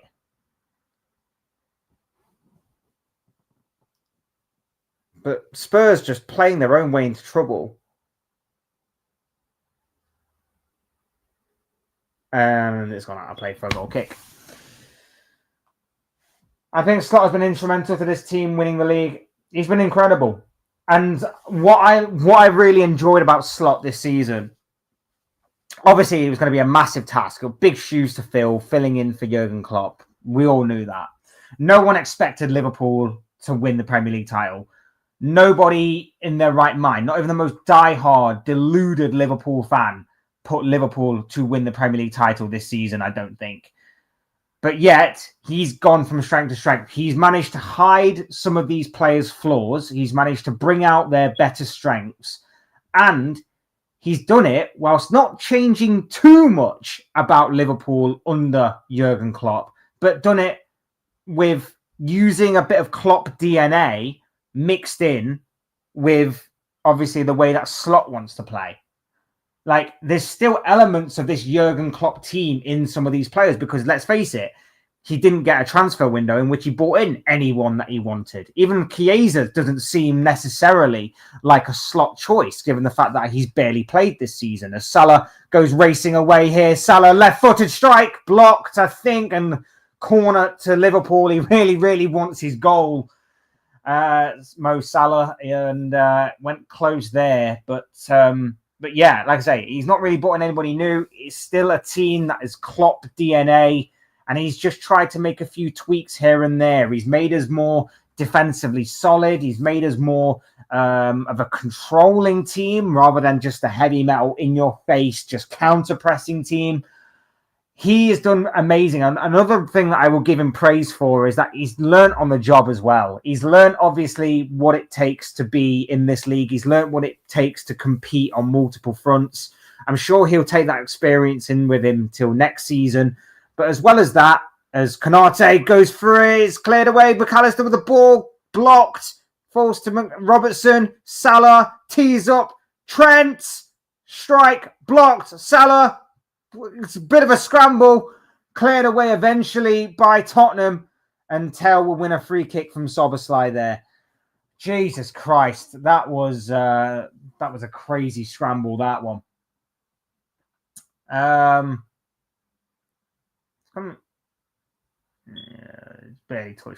He's barely touched him.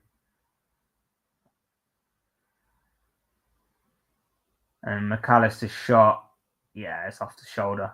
There's no penalty there for Liverpool at all.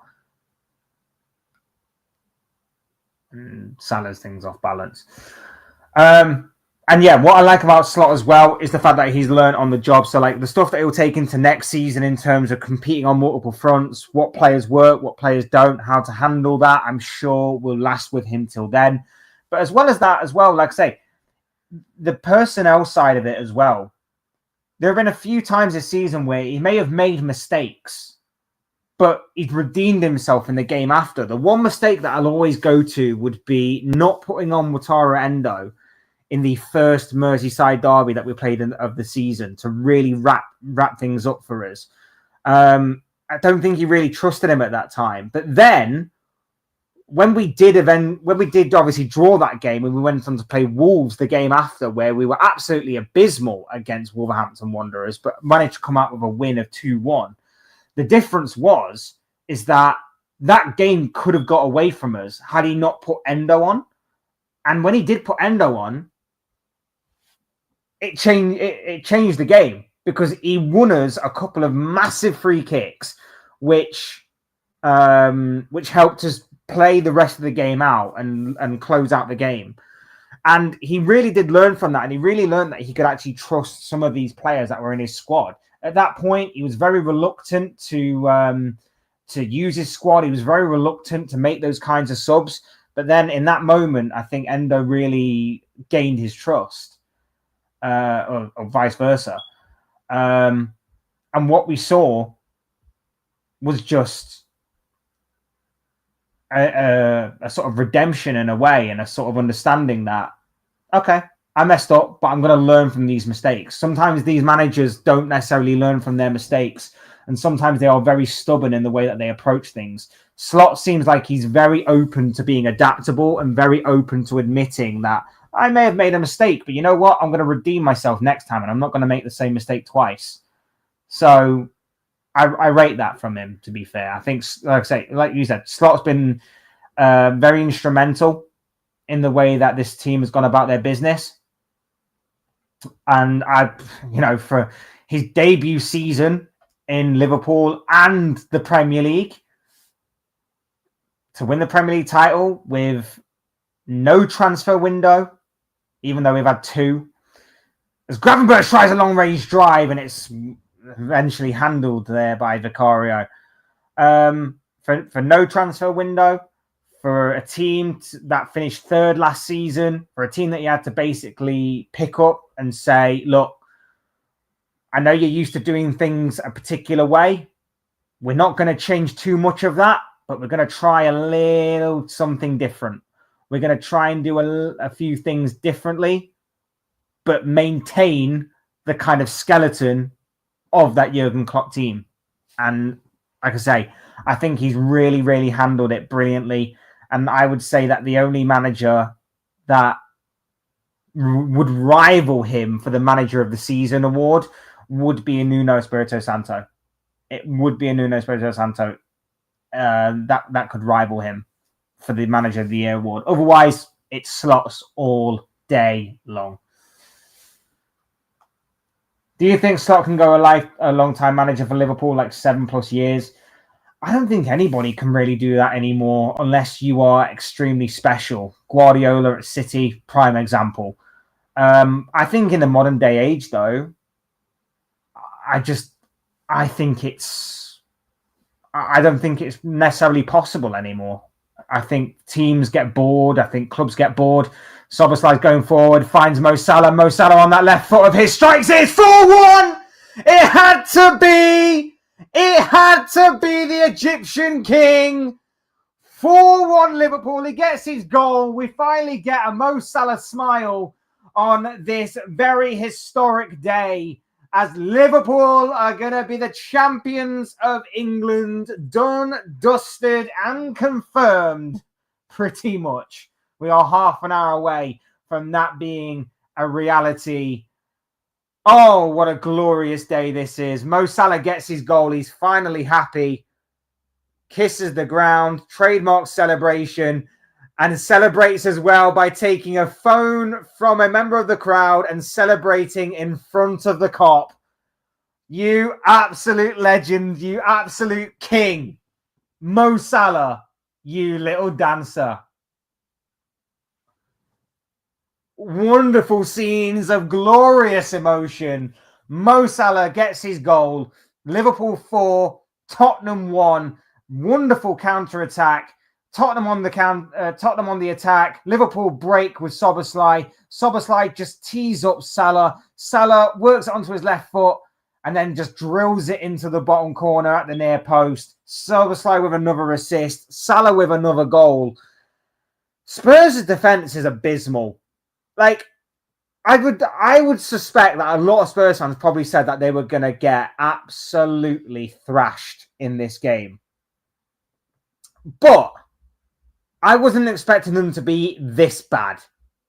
Like, Spurs' defense is just awful. Spurs' defense is just absolutely abysmal. Oh, Forest have just hit the crossbar as well. Oh, very close. Lovely take by Gibbs White. Just unfortunate. It just wasn't a little lower for him to find the back of the net. But Salah gets his goal. 4-1 to the Reds. They are securing this Premier League title in glorious style.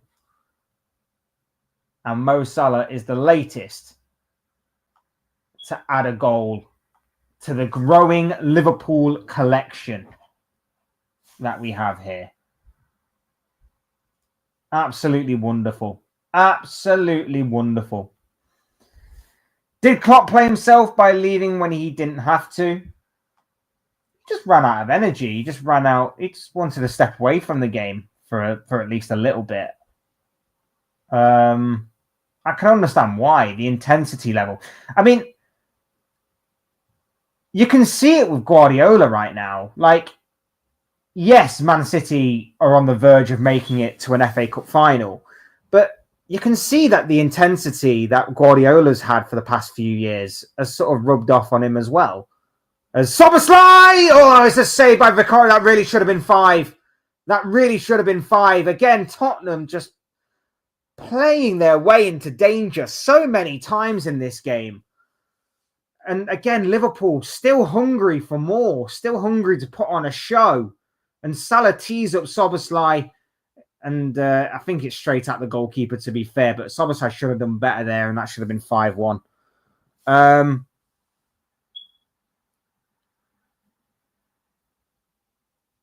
But yeah,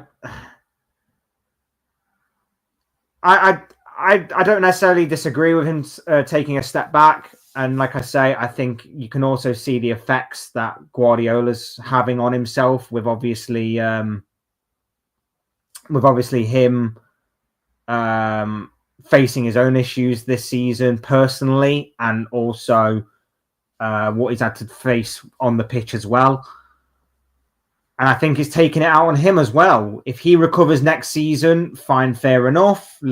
City are obviously more capable of doing that financially, at the very least, than what Liverpool are, because Liverpool have restrictions that, you know, they put on their own team. Yeah,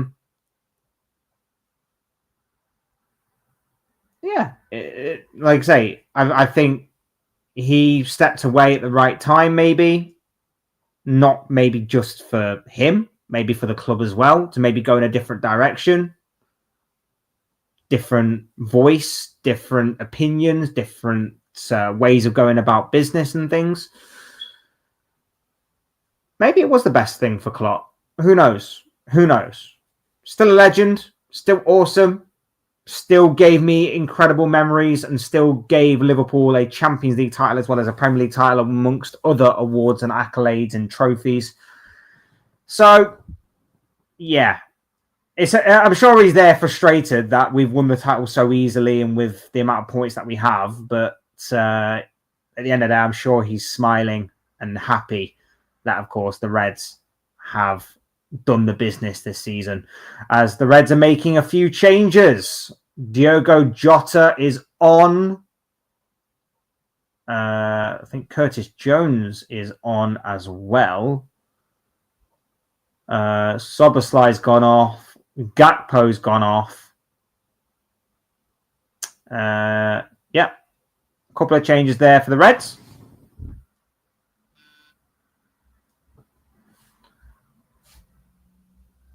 My mate's a Tottenham fan. He's loving it. Gakpo, Salah, 5-1. Oh, it might be an Udogie own goal, actually. It's an Udogie own goal.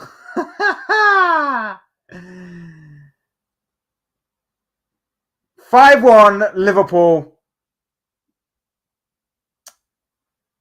Chaos in the Spurs penalty area. I think Forest just missed an open goal.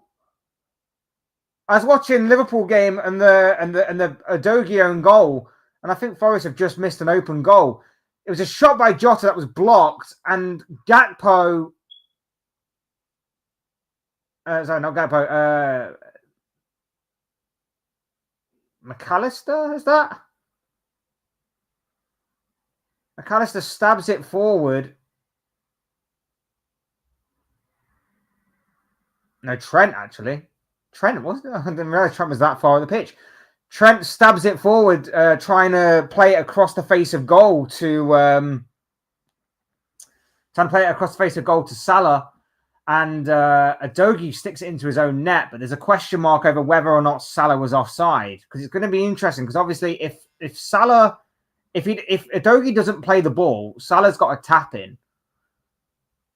But if Salah's offside, then obviously he should have just let it go and Salah would have been offside.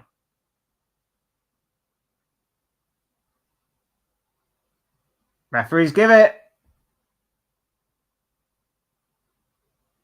Referee's giving it. It's 5-1. It's 5-1. Whew. A Dogie own goal. It's 5. It's 5 indeed.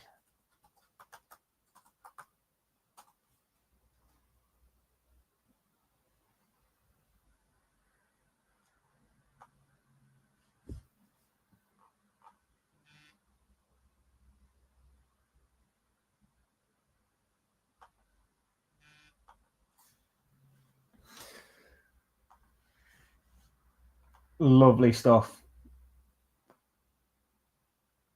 Lovely. Oh, lovely, lovely.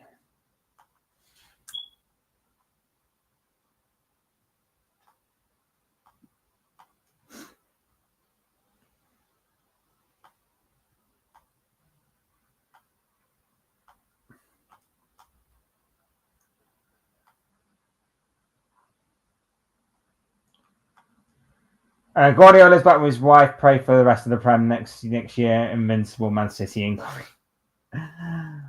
I mean, they're gonna go hard in the transfer window again. I can probably assure you of that. It's going to be interesting to see what they do next season. There's a lot. Similarly to us, that Man City side needs a lot of attention, to their squad.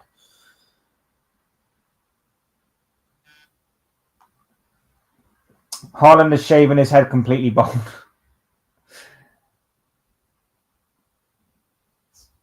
Maybe his power was in his hair. Who knows? Will Liverpool lose all their remaining games while being hungover? We've got Chelsea next week. I don't want to obviously say we'll lose. I never want to lose. I never want to lose a game. And was actually judged to be onside. He was actually judged that Salah was onside. It didn't look like he was in real time, but it's actually been judged that he genuinely was by VAR. I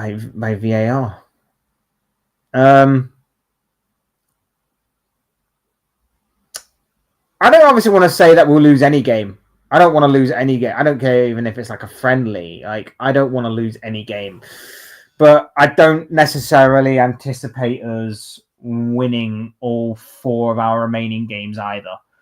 Like I say, I think it could be an opportunity for some of our fringe players to go out there and to maybe prove a point that they should still be here next season. I think it'll also be an opportunity for some of our players to just play without any sort of pressure, enjoy the fruits of our labour, that kind of thing. I think it'll also be an opportunity for the likes of Mo Salah, of course, to go and break some goal records and some assist records and all of that kind of stuff.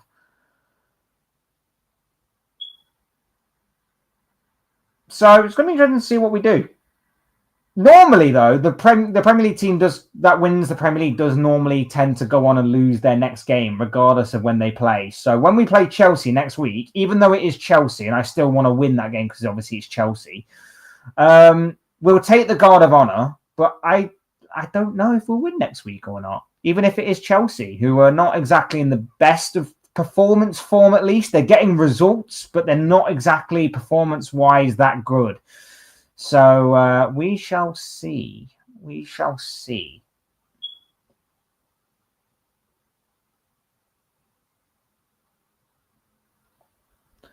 Adogi is supposed to put the ball on the other side.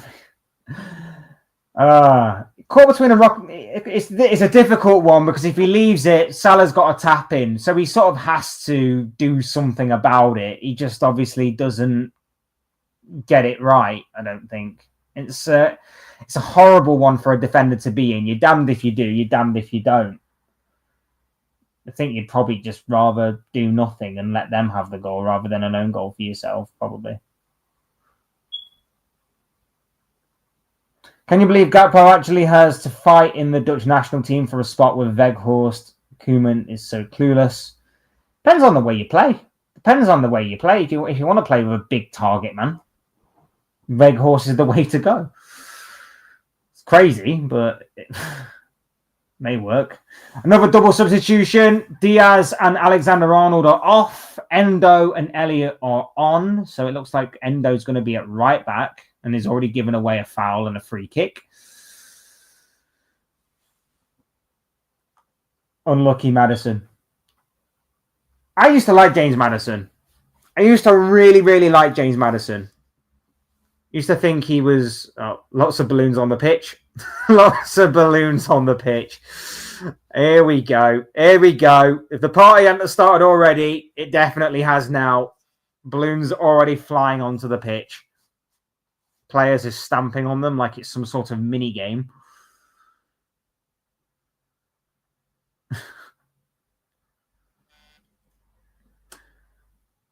I used to like James Maddison. I rated him at Leicester. And I never quite got why many others didn't quite like him. And then he's since gone to Tottenham. And I sort of understand it a little bit now.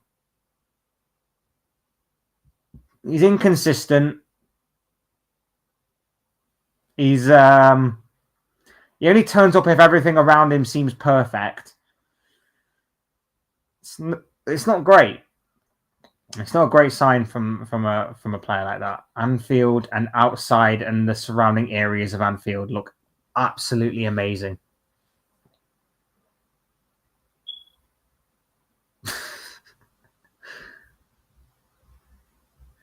There's just been a balloon of a trophy on the pitch. Jed Spence has just stood on it, and that's probably the closest he's ever going to get to a trophy in his current Tottenham career.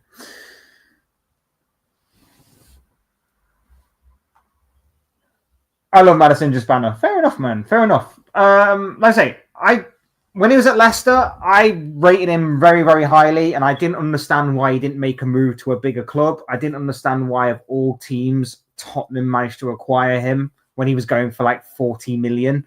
I thought for sure like a United could deal with him, even though they obviously have Bruno Fernandes. Obviously, I thought Arsenal would actually do with having him. I thought that maybe Liverpool could find a way for him to work. Maybe there were several teams in which I thought could really do well with having a James Maddison. And then, of course, he's gone to Tottenham and it hasn't quite worked out to the best of its ability. Oh, what a save from is it Ortega in goal? I think it's Ortega still. What a save from him to deny Forest a way back into this game. And now the counter-attack's on. It's a 1v1 situation. Well defended by, I think that's Murillo or Milenkovic, one of the two. Either way, they're fantastic defenders.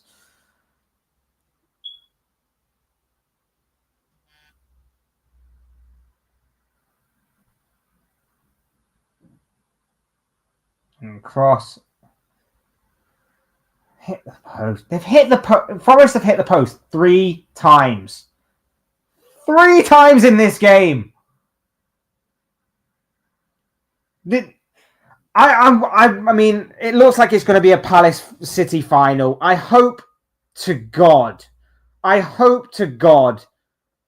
that Palace win. I really, really hope that Palace find a way to beat this City side.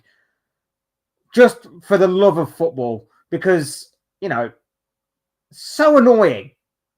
So annoying that a team can play terrible all season, go into a January transfer window, drop 200 million on random players, and then go on and still manage to win a trophy. So annoying that can happen, but even more annoying that it's obviously Man City still managing to win a trophy at the end of the season. So just really, really annoying. And then when you add it to this game, which in the second half seemingly has been Forest dominating in the past at least 10 minutes, every time that I've seen the game, they've looked like they're on the attack and look dangerous. Just to have the sheer look of a couple of good opportunities going wide. They've hit the crossbar and the post on a couple of occasions as well. They missed an open goal as well. Oh, mate. So frustrating. So frustrating for Forest. So frustrating for every team, really.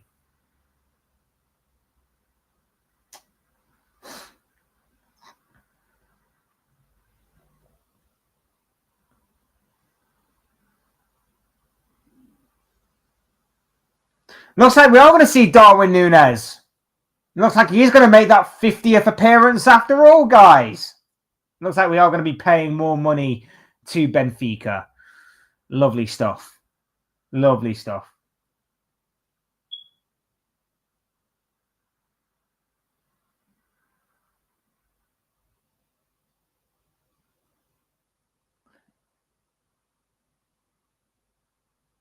Ah, wonderful. Wonderful. Will Vardy go to Saudi or Fleetwood Town? I think he'll stay in the... I mean, it depends where his mindset's at, really. If he wants to stay in England, then obviously it's probably going to be going further down than Leicester, and I guess a return to Fleetwood could be potentially on the cards. If he wants that last payday, though, and Saudi are interested... The final sub that Liverpool can make, and it's going to be Alexis McAllister off and Darwin Núñez on. Alexis McAllister, for me, has been man of the match. This guy is absolutely superb and stupendous in every single way. We are so fortunate to have him. He's been my man of the match. He's been absolutely insane. And he rounded off the performance with an absolutely unbelievable goal as well. An absolute worldie of a goal. Absolute stupendous goal. For me, Alexis McAllister, man of the match. Love him. Absolutely adore him. And another wonderful display today. Put some respect on Alexis McAllister's name. Put some respect on his name. Mainly from rival fans. I think he goes, like I said, I think he goes completely under the radar at times. Darwin thinks he is very good. He lacks some self-awareness. I don't know about that. I don't know if I don't know about him personally. I think he's got all the makings of a quality striker, but the one that you probably need the most, and that's just composure in the final third. He lacks composure and consistency. There's no doubt about it, right? He's quick, he's agile, he anticipates danger sometimes, he's a good aerial presence and threat. His link-up play over the past couple of years has been the one thing that I think has improved at Liverpool. I think his overall link-up play with his teammates around him has certainly improved. But his overall consistency and his composure in front of goal hasn't. And that is the one thing that has let him down. And I'm sorry, but as a striker... And as my club's record-leading record breaker in terms of a transfer, I expect more.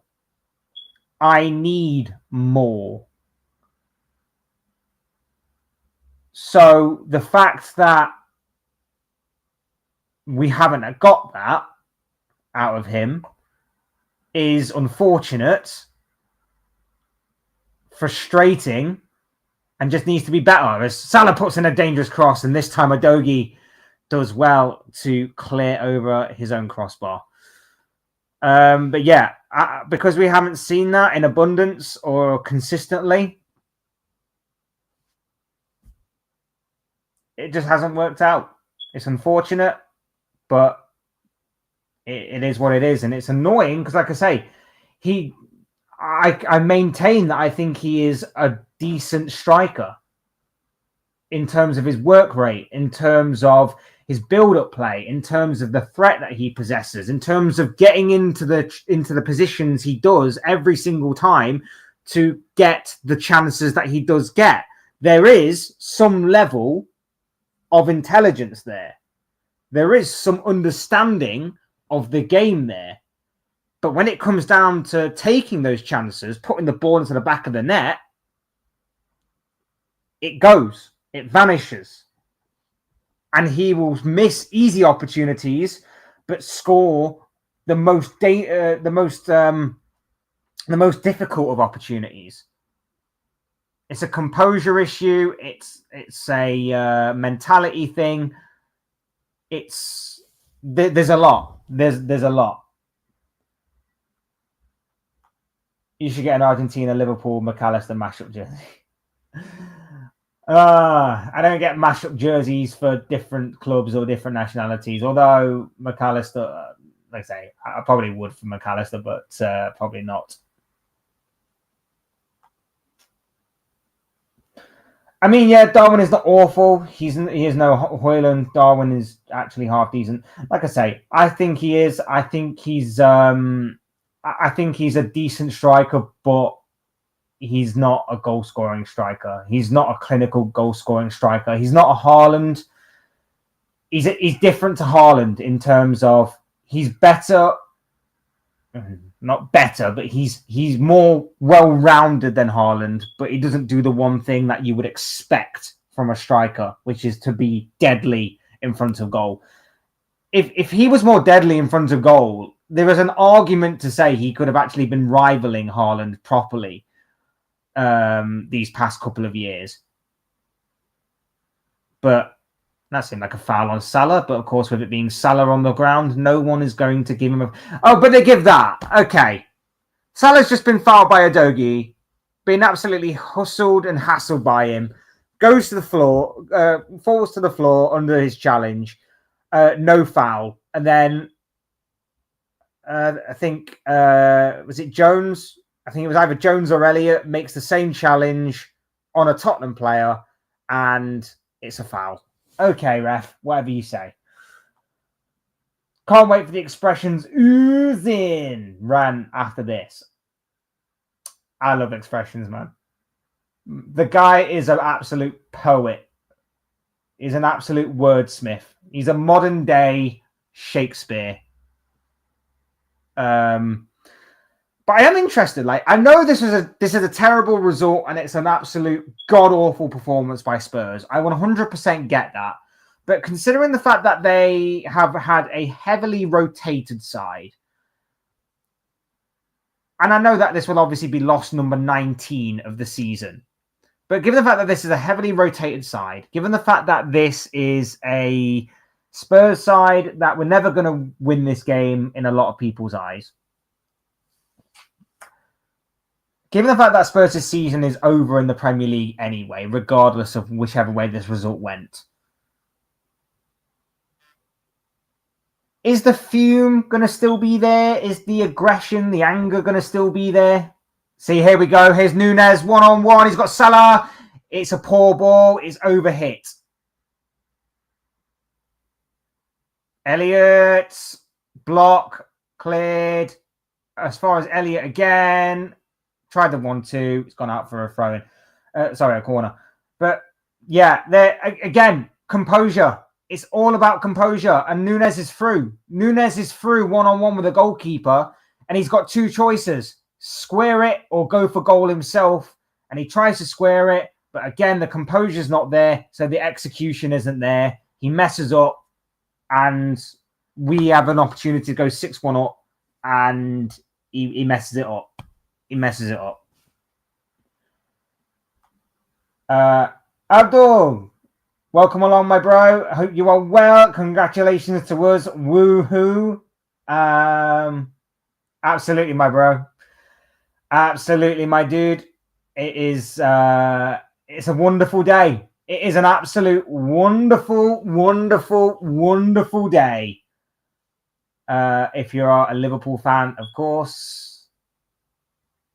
Confirmation, Premier League champions for the 24-25 season. It's a wonderful feeling. Luca's back. Hey, dude, how are you doing? Hope you are well. I know you're preparing for your live stream, or you're at your live stream right now. It's actually past 6 o'clock. Lose track of time. So easy. Yes. So, guys, go check out Luca's channel. I'll drop it again. Go check out Luca's channel. Doing some incredible things over there. He's live right now, even as we speak. So do go over there and give this man a follow. Doing some wonderful stuff over on Luca Talks Ball. Oh, Nunes, speak of the devil. We literally were just saying it, bro. We were literally just saying it.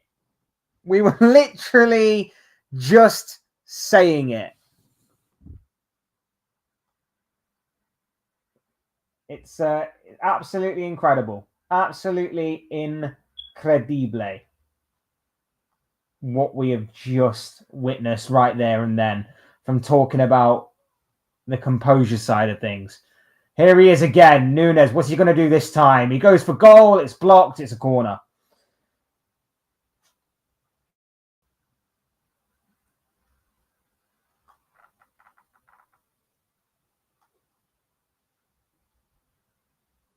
It's it is what it is, bro.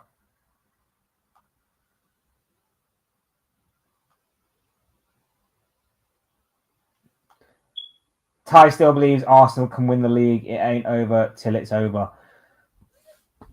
Yeah, I mean, Ty probably thinks that, you know, Arsenal can win the Champions League and Europa League and the Europa Conference League all in the same season, bro. Like, he's crazy.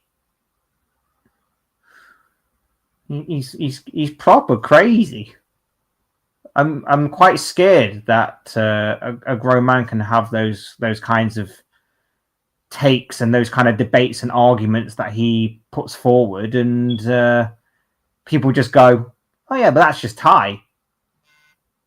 Like, okay, Richarlison and Harvey Elliott going at it here. Both of them receive yellow cards. Go on, Harvey, lad. He tried to nutmeg him, and it didn't quite work. I think the whistle had already gone before, but Harvey Elliott tried to nutmeg Richarlison. It didn't quite work, and then Richarlison threw his toys out the pram, and Elliott's just laughing at him. Did you know Ty is 60 years of age? I didn't know he was 60. I thought he was slightly younger, but he looks older than what he is older than what he looks like. I've heard that. I've heard he's about 50. Full time, by the way, in the Forest game. Man City 2, Forest 0, and Man City are going through to the FA Cup final, where they will meet Crystal Palace at Wembley in about 2-3 weeks' time. I think about 3 weeks' time. So, big one there. And the final whistle has already just gone. Liverpool are Champions! Champions! Ole, ole, ole! Champions! Champions! Ole, ole, ole! Oh, this is a wonderful, glorious day. Liverpool are Premier League champions, ladies and gentlemen. An incredible way to finish this particular competitive side of the campaign. Liverpool 5, Tottenham 1. Liverpool win the Premier League title at home at Anfield against Tottenham, with fans in the stadium in attendance. It's wonderful. It's glorious. We've waited so long for this to happen. Oh my God. That's wonderful. It's wonderful to see. Arnie Slot is ecstatic. The players are ecstatic. They're all hugging. They're all kissing. They're all celebrating, jumping up and down. The crowd is insane. Oh, my days!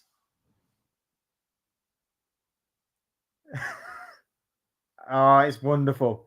It's wonderful. There's tears in Alison Becker's eyes. Arnie Slot goes around congratulating every player, whether they are for Tottenham or whether they're his own for Liverpool. Oh my God! It's finally done. It's finally done, and it's glorious to watch. It's glorious.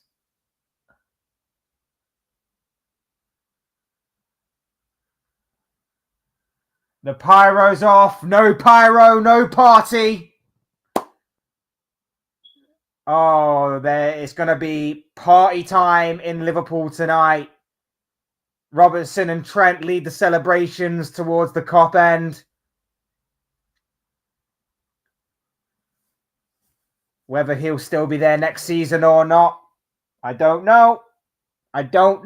But he's at least celebrating the win, the triumph.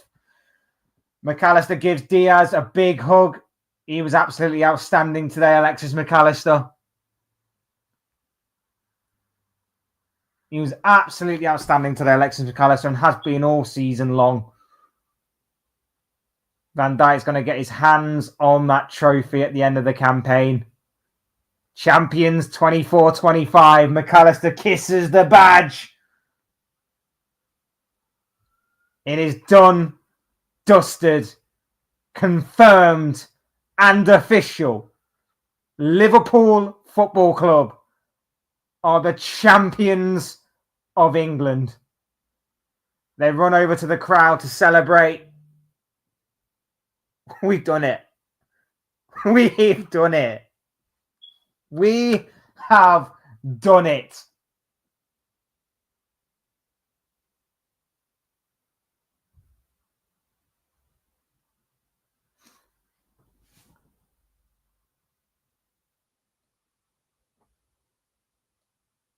Arnie Slot, you absolute beautiful, beautiful man. The mastermind and the brains behind the operation. Mo Salah spearheading the attack. Everybody chipping in and playing their part. Van Dijk, absolutely imperious defensively. Oh, it's glorious. It is absolutely glorious. And the passion and the emotion is pouring out of every single one of them players.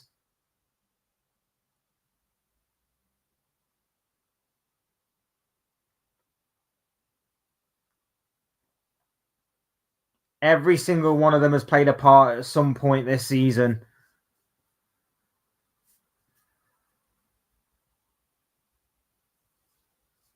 And now they are reaping the rewards. Slot joins in on the celebrations, jumping up and down, waving their arms in the air. Oh, it's glorious. It is glorious to see. Salah's taking more selfies.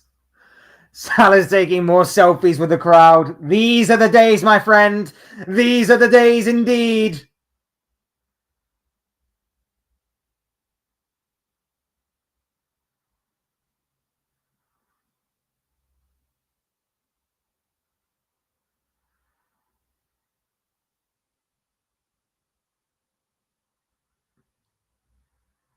It's beautiful. It's beautiful to watch.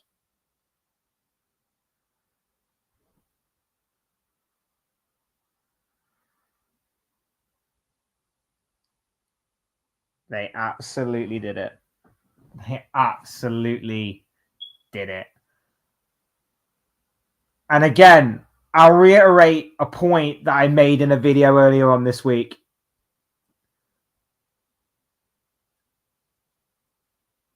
Rival fans are going to try and diminish this achievement. Rival fans are going to be out there trying to water down and dilute what Liverpool have achieved this season. They're going to be saying things like it was the most uncompetitive league in existence. They're going to say it was the worst Premier League title in existence. Liverpool are the worst champions. They're going to try and throw every single agenda at this Liverpool team to try and water down the achievement that Arne Slot has achieved this season with the help of those Liverpool players. And I pray and I hope that Liverpool fans, A, do not take a single word of what they say as genuine and legitimate. The vast majority of them are bitter and twisted. The vast majority of them are angry. The vast majority of them are deluded at not even recognizing their own team's shortcomings and failures. And I just say that to still be champions and to walk away with the title that in the way that we did has no bearing on what other teams did, in the same way that what other teams did had absolutely no bearing on what Liverpool have achieved this season. Liverpool are champions, and rightfully so.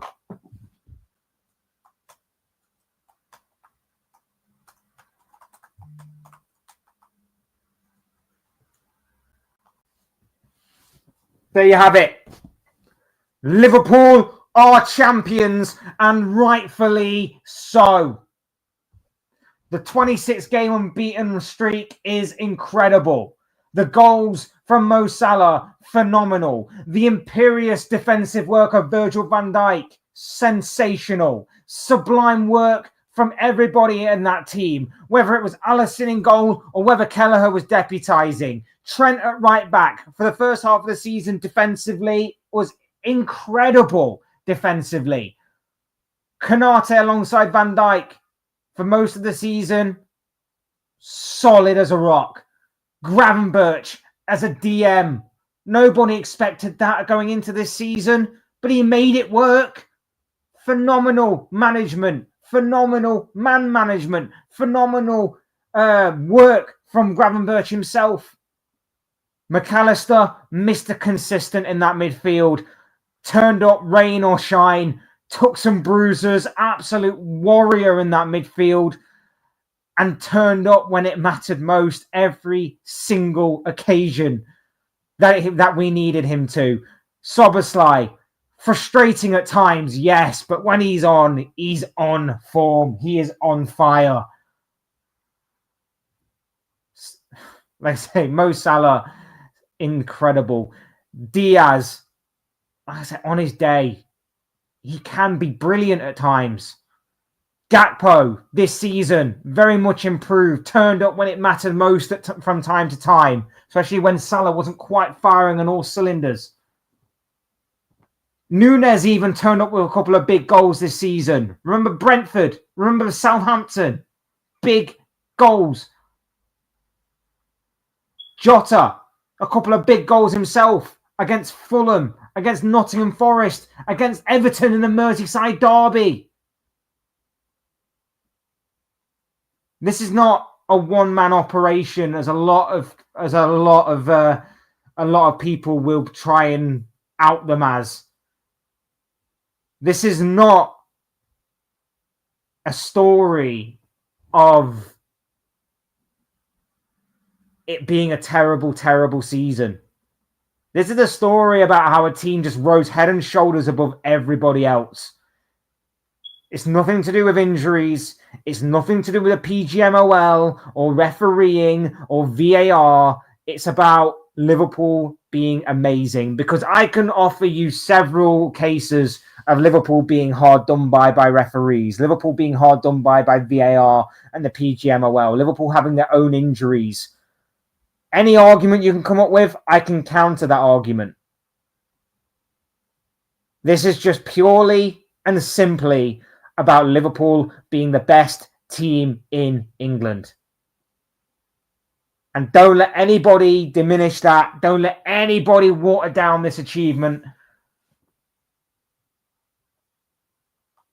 Because at the end of the day, Liverpool Football Club are champions, and they absolutely frigging deserve it.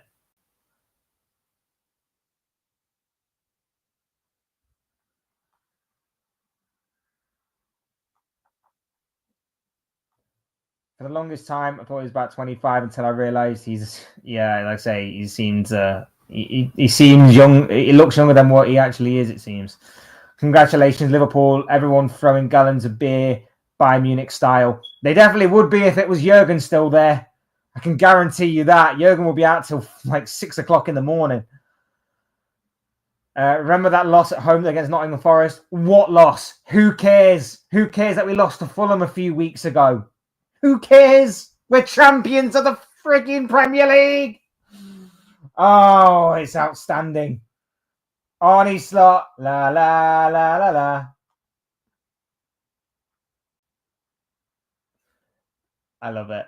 I absolutely love it. No, just 2 losses in 34 is insane. Credit with credit. Absolutely, mate. Absolutely. I couldn't agree with you more. Like, Liverpool have just been head and shoulders above the rest this season. That's the bottom line of it. Nobody was saying that it's a terrible season when City were centurions. No one was saying that City were terrible champions when they were the only team that were winning it for the past 4 years. No one was saying it when they ran away with the league, the proper COVID season. No, they only say it when Liverpool win the league. And rightfully so. We are now highlighted in gold on the Sky Sports graphic. Champions. Liverpool Football Club. Champions. Champions. Champions. 20 times Premier League title winning champions. Take your 20 times champ Man United and shove it. Hand over that crown. Premier League title is going to have lovely red ribbons on it at the end of the season.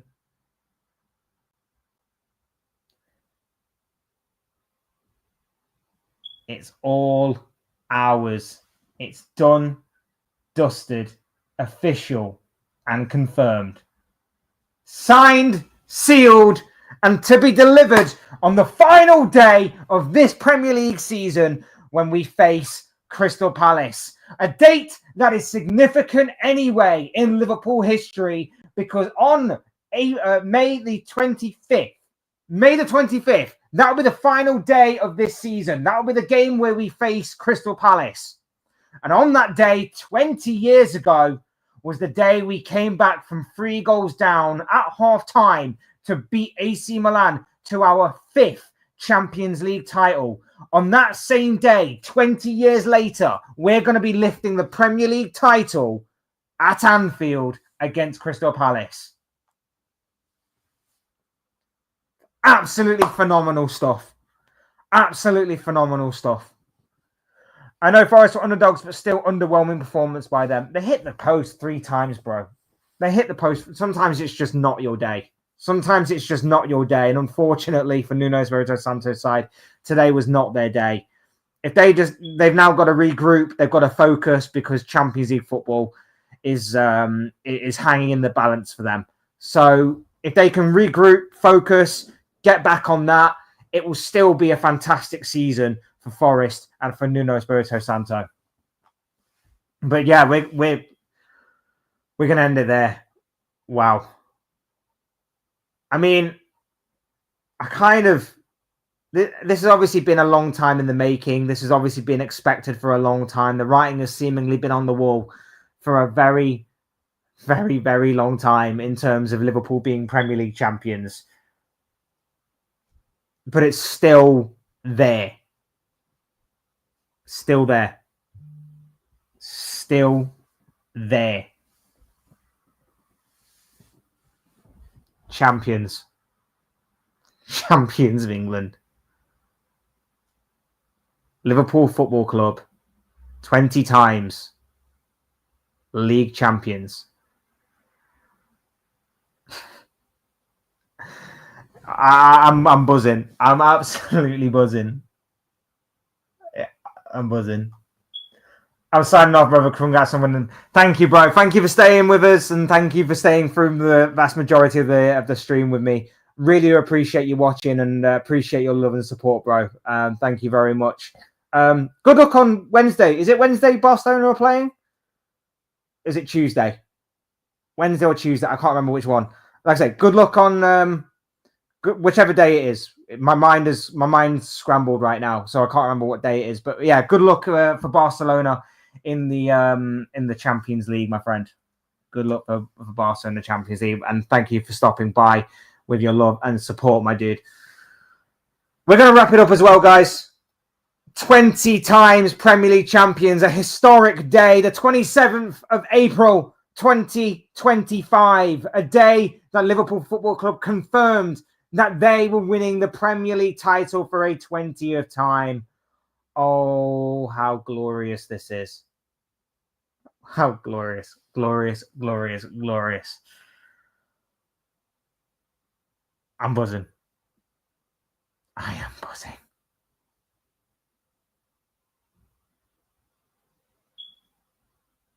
"20 times league champions, Liverpool Football Club, after today's 5-1 victory over Tottenham. Liverpool had to fight back from a goal down. Dominic Solanke opening the scoring. Luis Diaz getting the equaliser. Alexis McAllister with a rocket into the top corner to make it 2-1. Cody Gakpo added a third. Mo Salah got on the score sheet with a fourth. Destiny Udogie with an own goal to wrap things up, to put a neat little bow on this particular gift, to put the icing on top of this cake.